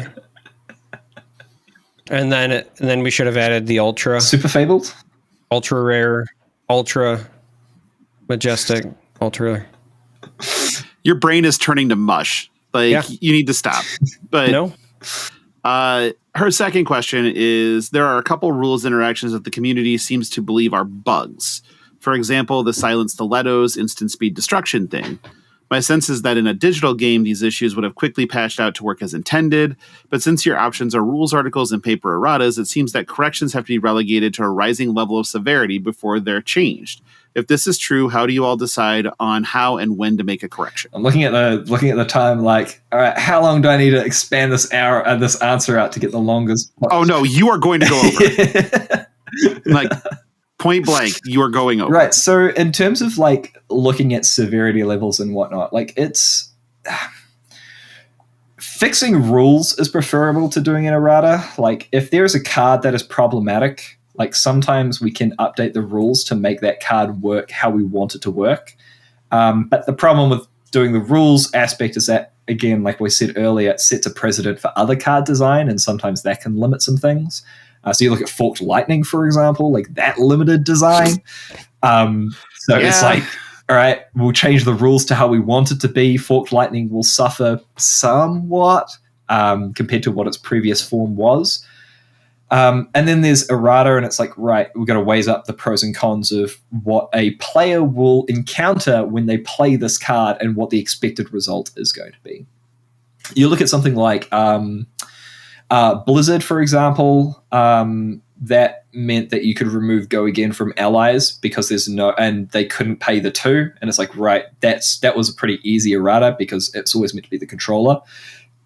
Players, only technically minded players or players who really pay attention to the syntax would be confused. Otherwise, it should be pretty obvious. Just like the bonds of attraction, bonds of memory errata, like that was a pretty easy errata to make. Like players who read it for the first time should relatively intuitively understand what that card is trying to do. So an errata shouldn't make that much of a difference. I've read those cards and played them a bunch, and I still don't know what I'm doing. That's a you problem. Oh, okay. Do you want, I can instruct you. Like 100% of you problem. we can. Oh yeah. So he's gonna. No, do not offer that because he'll have you like on speakerphone in the middle of matches and be like, "Josh, I think this works this way. Does that work this way?" No, you idiot. It's not the worst judge call I've had. I'm not going to ask what it is. Another time. What was it? Another time. Maybe if I'm on Fab After Dark. Oh Jesus! Yeah, let's go. But in terms of like when we look at these things, we do like weigh up the pros and cons of whether or not it's worth an errata or whether it's worth a rules change. Like every single one of these changes, we make a plan for, and we have a discussion because player experience is our top priority, and in some cases, there's never going to be a perfect solution. There's never going to be a way that we can avoid entire issues with, but we just seek the path that gets us to where we want to be the best or gets us closest to the goal that we want to be at, and that is improving the player experience. And whether that's a rules change or errata or something else, we usually pick the option that's best for us. That makes sense. Next question is from Dom, who is a valued member of the Patreon and one of my closest friends. The question is something Oxford comma, because generic question to talk about dealing with when a card's text isn't translated to expected gameplay, example being down but not out. Now, I'm going to go on record and say I think that down but not out was changed because it's the first and only spoiler card this podcast has ever been given, and fucking with us was a priority. And until we get another one, I will continue to believe that to be true. Oh, yeah. Well, I can guarantee you that there is no secret vendetta. There is no secret Illuminati plan to embarrass. Oh, never mind. It's a very upfront vendetta. Is that what you're trying to say? Is that the vendetta? Yeah, they don't hide it. Yeah. I came on this pod specifically to tell you we got you. Like. Fine. And that's the end of this question. Moving on. The down and not out situation. So basically there was some small miscommunication internally when we were doing proofing. I do the majority of proofing for the cards in terms of like making sure that the cards reflect how the rules or how they're interpreted in the context of the rules to be able to function within the game. It's basically the majority of my role. Down but not out, there was some miscommunication between me and the devs about how the card should function. I'm a big fan of the Oxford comma. I'll go on record saying that I'm a big Oxford comma stan. But I neglected to put an Oxford comma in there because I understood it in a different light. And when it came to the celebrational, I got a chance to talk with the devs again in the context of down but not out. And this is one of the things that we were talking about before with like erratas and whatnot. We weighed up the pros and cons and we're like, look, even without the Oxford comma, it is ambiguous as to whether or not they're counted together or whether or not they're counted the same for the conditional for down but not out. And I said, I think I'm happy to make the call, no errata, but to change the ruling on the card. And I believe I will double check this right now, actually. I believe if you look at the true text of the card, I actually put the comma in there. Down but not out. Let's see if I can go to it. Did you also put, that this was directly an affront to Flesh and Pod? And is that in the true text or is that something else? No, it does say that Flesh and Pod was the one who spoiled this card and they should feel embarrassed for doing so. Getting it wrong. For getting it wrong in Charmer's nipples? Is that?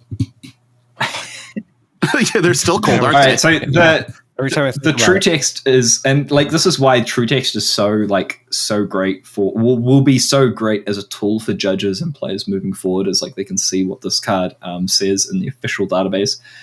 This says now, when this attacks a hero, if you have less life and control fewer equipment and fewer tokens than them. So instead of an Oxford comma, I put fewer here for the true text. And so that should be pretty straightforward to interpret now, I think. But yeah, no, it was an unfortunate situation, but as I said, like we made the call to interpret the ambiguity in the way that the card was intended, and that was sort of described through the rules reprise and the updated release notes. And don't worry, you'll get a new spoiler someday. I believe in you guys. Oh yeah, episode 260. Here we come. 260. The next question is from Ejur. If you don't know who that is off the top of your head, that's actually Isawardi Tharianto. Yep.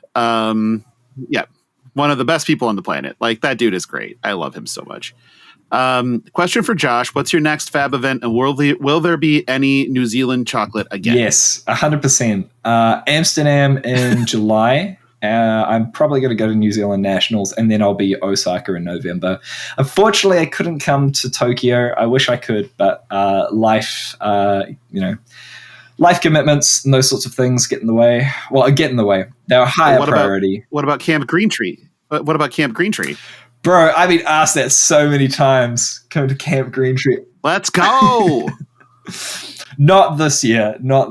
Maybe in future, but I couldn't justify it this year. With you're breaking my heart. It's been torn asunder. What events are you guys going to? Are you coming to Amsterdam? Coming to Osaka? Not Amsterdam. That got reallocated to Osaka. As far as the time goes, because I do work a corporate job, allegedly. And so like time off, and I can't, they don't allow me to work internationally, or else time off becomes less of a concern. And that's a kind of a more recent thing anyway. Used to be able to at least a degree, but yeah. So I could only do one or the other really with the time I have in the year allocated. So once Osaka was announced, and we talked about this in Los Angeles, and where you're just like, I know you couldn't do Tokyo, but can you do Osaka? I'm like, maybe. Yes, but it has to come at the expense of Amsterdam. So that is what it is. But the idea right now is that I will be in Osaka, and then calling Chicago, Osaka. You're gonna be with me at US Nats. Nats, yep. And then I'll be at Origins. I'm interested to talk to your convention team at Gen Con. Yeah, I was gonna say Gen Con. Yeah. I'm really interested to talk to the people in your the LSS convention side, because I know that's like a department for you now, and I just kind of want to chat with them and see if they, talk about conventions, because I love doing. I'm sure they would love to have a conversation with you. Probably not. They're gonna be that annoying fucker. God damn it! No. You, not me. Oh shit! I will be at Gen Con, but yeah. Yeah, well, I'm the annoying one. We'll have them talk to Stark. It'll be fine.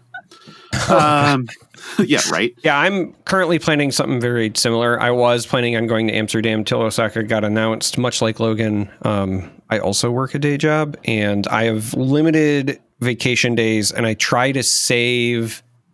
So I usually try to save the bulk of my vacation days for potential casting jobs, not just Flesh and Blood, but other games as well. But this year I have the additional challenge of I am taking my family on, for my boys specifically, it's going to be their first like big international trip. So we're all planning to go to Italy in October. And so with that in mind, I also could then only realistically this year do one other like international trip. And so when I was presented with either Amsterdam or Osaka, I was like, well, I'll plan for Osaka because it's Worlds, and I had a ton of fun in Barcelona. I brought my wife, because I talked to you. We all had a great time, and so I want to make sure I go to Worlds again. Yeah, no, that's totally understandable. But like, as for the last part of the question as well, like, bring chocolate. Absolutely, I'll be bringing some more New Zealand treats. Yeah, maybe Charmer can get it this time instead of getting stuck at the fucking airport. Did you not get any of that, by the way?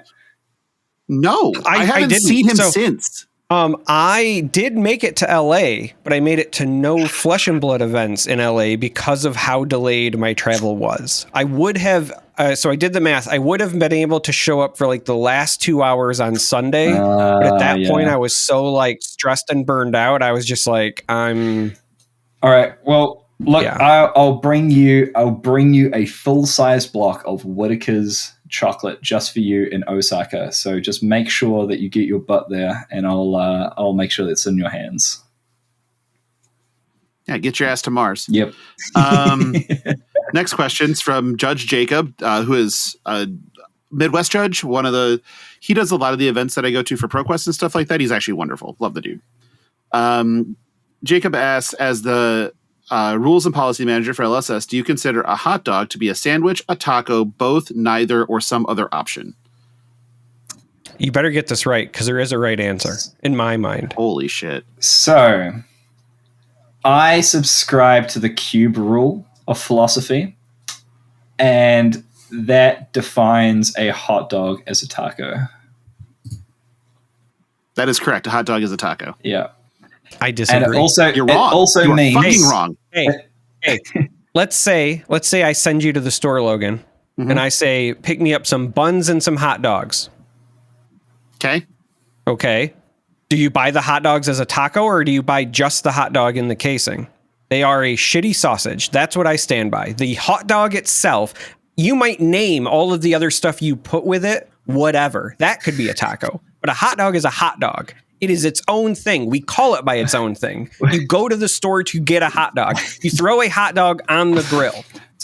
You can have hot dogs in your like beans and whatever. Your argument is neither. Your argument is neither. My argument is that it is a shitty sausage.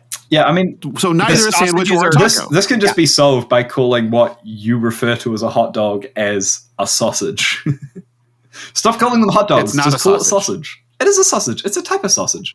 It's I don't really want to ever acknowledge that a sausage is too good for hot dogs. Well, that's why I say specifically a shitty sausage. Absolutely not. Like, no. Do you guys have like? It's a shitty sausage the way Taco Bell isn't real Mexican food, right? Like, do you guys have like mini hot dogs? Like, because we have these things called like Cheerios here in New Zealand. They're just like tiny little mini hot dogs in like the red casing thing, and they're like we call them like little Smokies or Glizzies or whatever. My family, for whatever reason, we say little cock doggy. What? And we say it usually with an accent. I don't even. Here's the funny thing. It's something from my childhood. I don't even remember where I picked it up. I feel like it was an aunt or an uncle, but I have said it for literally like, God, I turned 40 yesterday, so I've probably said it for like 35 years of my life. This is my horrified face. Little cock doggy. That's the way you say it too. I can't even explain where it started. That is genuinely hilarious. Okay. Fuck. All right. I think it's because they're like supposed to be the tiny cocktail wieners that you sometimes wrap and serve or whatever. And I think some family member made a joke of it. Like, if I had to guess, but literally, I don't know where it originated. I've said it my entire life. That makes somewhat more sense with that context. So, like, the best version of a hot dog is the Chicago dog, which is a steamed all-beef hot dog on a poppy seed bun with celery salt, mustard, relish, onions, and spicy peppers. It is heartburn on a bun. Like, you will feel like you're having a heart attack, but it's delicious. So it's win. You get me hungry now. I want to. Maybe next time I come to America, I'll get a Chicago hot dog or Chicago dog. Yeah, we'll find. I couldn't tell you the name of the brand or anything, but I swear to God, or the Odin or whoever you prescribe to, whoever your God is, I swear to them, the best hot dog I have had in my entire life. I was in the 7th grade and I went to a classmate's house and they were Hindu. So whatever it was vegan, right? So if you're listening somewhere out there, Nitya, Trevelyan, Nityananda Tabor, you had the best hot dog. Whatever it was, I swear, it was amazing. Shama, that does not help me at all. I've been chasing. I know. I'm sorry. I've been chasing that high ever since. Though every hot dog has paled in comparison to whatever that Hindu magic was, dude. It's like people are like, this amazing hot dog I had in my dream, and it's like, well, what the fuck are you supposed to do with that? Like, okay, that's nice. I guess. Okay. Well, I don't know. I got to spoil a card in my dream once. You did that in reality. No, that felt like a dream. More like a nightmare. I was cold. It was -10 and you went outside with a shirt on, you fucking goon. Come on. What do you expect? Commit to the bit, man. Commit to the bit. Okay. Second to last question is from Ashman. What's the fix and or penalty for forgetting to D-Chi between rounds at Comp REL events? Also love the rules reprisers. Cheers. I'm pretty sure Kieran sneaks up behind you and then whispers gently in your ear that you shouldn't forget to D-Chi. I think that's the penalty. Competitive events. Oh, sorry, no. Competitive events. REL. I was just imagining somebody walking up behind Brody. It's like top 8 on camera. Someone walks up behind Brody and goes, D-Chi. All right, so for competitive events, it's warning if you've caught it before transcending during the game. It's an IP2 after transcending. So if you like draw an Inichi, then at that point in time, a judge can come over, help like D-Chi your deck essentially. You get a warning. If it's a game rules violation, so if it happens 3 times, then it can be upgraded to an IP2. And yeah, basically, we understand that this is going to happen a lot. So warning, and hopefully you don't forget for the rest of the tournament or the weekend. But if you have transcended that game, it is an IP2. Basically, we were looking at like, if the judge couldn't understand which cards had been transcended or hadn't been transcended. But after playtesting with it a bit with that rule and like working out like how much involved investigation that would take for a judge, we decided that players could accurately track whether or not a player had transcended, but it was much harder to confirm, especially with a judge who hadn't seen the game, what had transcended throughout that game. So it was much easier to draw the line policy-wise for remembering like where to enforce that policy, and also for the investigation phase of if you've transcended that game, first you do all the DChi stuff and then you give them an IP2. So PSA, don't forget to DChi. Perfect. All right. Last question in the marathon.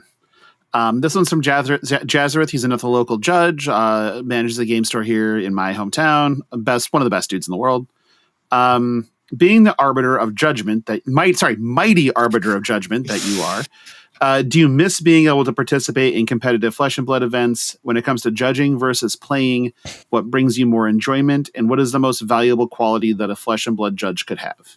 I do miss it a little bit. I kind of wish I could go play in like the New Zealand Nationals or play a calling or something like that. I think that would be a cool experience. The most competitive event I played was the New Zealand Nationals back in 2020, and I didn't fare too well, but it was fun. It was great.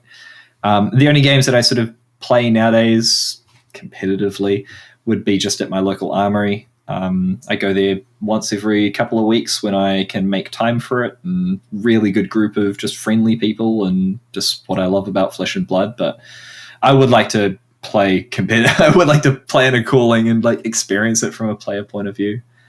What was the other part of the question? Sorry. When it comes to judging versus playing, what brings more enjoyment, and what is the most valuable quality that a Flesh and Blood judge could have? Judging brings me more enjoyment, 100%. I mean, like overall, like I would like to play occasionally, but judging is fantastic. I'm definitely more inclined to making sure that everybody else is having fun, because I feel like if I'm just having fun and nobody else is having fun, or I have no control over helping other people have fun, I just have the worst time, because it's like I feel selfish. I'm like, I'm having a great time, but if everyone's like, bombing out or like something's going wrong that I can't help out with, then it feels crap to be in that position. But if you're a judge and you're like leading other people to have fun, I don't feel like I need to be a part of that fun. If I see other people being happy and being engaged and loving something that I contributed towards, like that gives me that warm, fuzzy feeling inside. In terms of like what the most important thing for a judge is, I think it's really good. I honestly think communication is probably one of the best qualities of a judge, because not everybody has rules knowledge, not everybody has policy knowledge, not everybody's great at customer service, not everybody's great at even just being a judge. But communication, having good communication, just removes so many barriers, removes so many issues, from everything to taking a call, communicating with other judges, doing logistics. And even good communication can lead you to a position where you might understand that you're not supposed to be a judge, or that judging isn't for you. But if you don't have that core communication, that understanding between yourself and other people in the world, and the game and the community, then you end up in issues where you have miscommunication, and that can lead to so many other bad things, whether or not it's bad interactions, or like leading down a path of disaster, or leading to the collapse of an event even. Like, I think it's really important to make sure that if you want to become a judge, or honestly in life, communication is just so important. Like,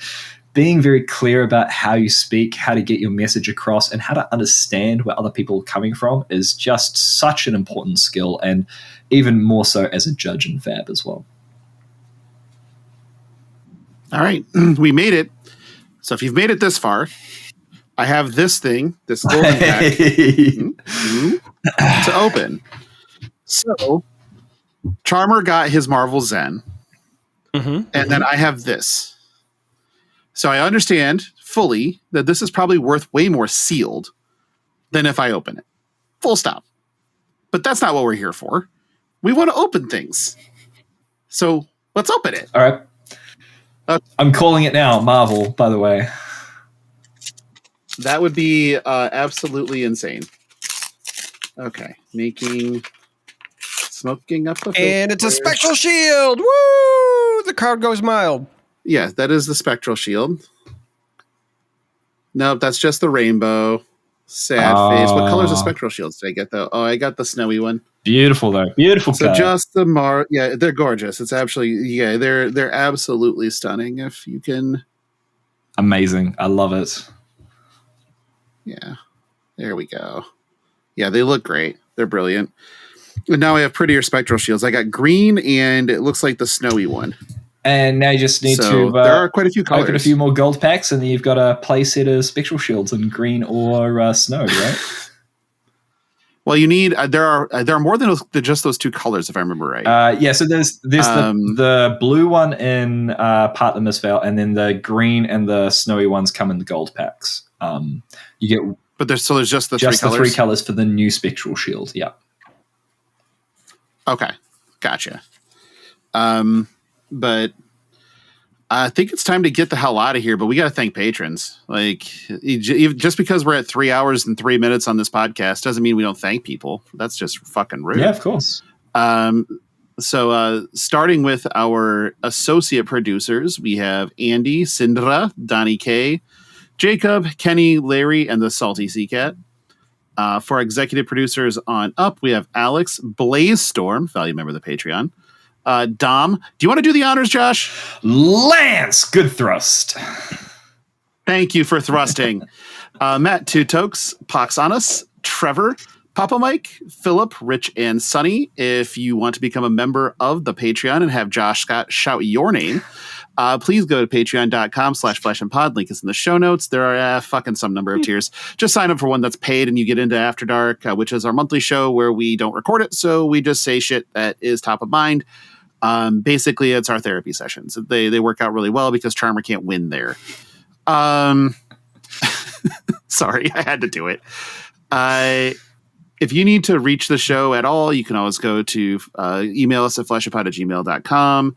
You can tweet at us at fleshpod. You can do the thing you should do, and that's join our Discord. Josh Scott is even in it for, all those that want to see what Josh is like in a Discord. He doesn't say anything, but yes, I'll send out some messages eventually. Yeah, eventually. But yeah, so all those links are in the show notes. Very easy to get to. There's no cost for joining the Discord. You don't have to be a member of the Patreon or anything else. Just click and join. You can also like and subscribe on YouTube. Those links are in the show notes as well. Josh, where can they find you? Well, I usually just hang out on the... Don't you undersell this, because you are one of the best Twitter follows on this fucking planet. All right, so usually I just hang out on the Discord, and the Purple Discord, or in the Judges of Wraith Discord. So if you want to become a judge on the Judges of Wraith Discord, you go to judge.fabtcg.com, become a judge. You can sign up and you find the Discord link there. Otherwise, you could probably find me on Twitter. I'm not super active, but I keep it pretty real on there. And it's the best. It is the best Twitter feed on all of Twitter. I interact with all of them because they make my day every time I see them. And I was very concerned when Josh dropped his phone. It's 100% a problem. Okay, so I'm going to go ahead and pull this up and read some of your tweets now. The latest tweet from 5 hours ago was waiting for my desktop to update and restart. Before that, had a sandwich, but the feelings were a little uneven. Before that, lost my list, have to rewrite it. Prior to that, need to buy some more printer paper. Before that, watered my plants. I think they needed it. Dropped my phone, but it looks like it's okay. These are bangers. People, like, you don't understand how good this is. Expiration date on the milk is tomorrow. Have to use it up. Like, what more do you want? I don't understand. People should be keeping it just as real as that on Twitter. Like, people playing, out their phony lives and trying to be bigger than they actually are. This is real shit, man. This is the real shit. You're not wrong. Josh shares the real shit, whereas I just share real shit. And I just am real shit. But yeah, you can find me on Twitter at JJScottNZ. Yeah, it's pretty cool. I might update it more often. I'm tweeting about once every 2 days at the moment, but if you are. It's like almost like clockwork. Yeah, almost. I wonder how I do that. Yeah, I wonder. Read a couple emails. Nothing too exciting. I think my favorite one's actually going like way back to the very beginning. I have like one that I posted like I think a month or 2 months into doing it. It's like counted the dots on the ceiling 7. And then there's like a couple weeks after that, it's like counted the dots on the ceiling again, still 7.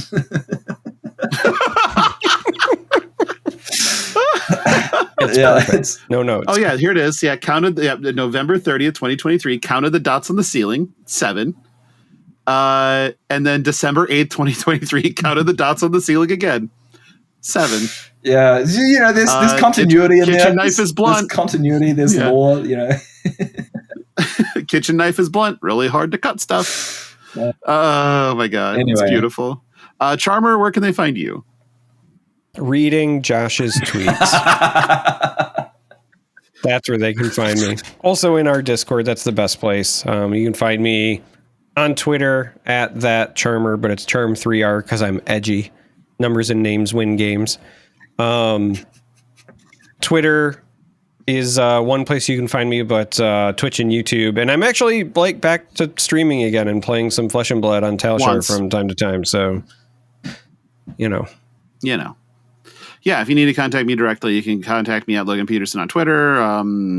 But you probably should just find me in the Discord or just tweet Flesh and Pod because that's where I normally am answering, or the YouTube comments. That place too. See those downvotes, Illusionist players. One was from our Illusionist player. I think the other 6 were from Star Wars Unlimited people. So, that probably makes sense. Yeah. So, when you out of however many views it is now, I haven't looked, but if it's only 6 downvotes, I'll take it. But, Josh, thank you very much for joining us. It was a blast. You're welcome back anytime. That the powers that be decide that it's okay to come on here again, and so if you want to do this every set, feel free. I appreciate the welcome, and it was my pleasure as well. Like I'll love to catch up with you guys, and I can't wait to see you guys in Osaka if you can both make it. Be a hell of a time. Yeah, I plan on being there for a week because it's right around Halloween, and in Osaka specifically at the Universal Studios, they turn the entire theme park into a horror park. Ooh. And I am a big horror person. Like I love horror movies. I love the Halloween season, so it's just perfect. Like that's exactly what I want. So plan to be there a week ahead of time and indulge in that, and then be at Worlds. So nice. But thank you very much again, and thank you everybody for listening. As far as Darick and I, we will see you next week for 131 apparently. Bye.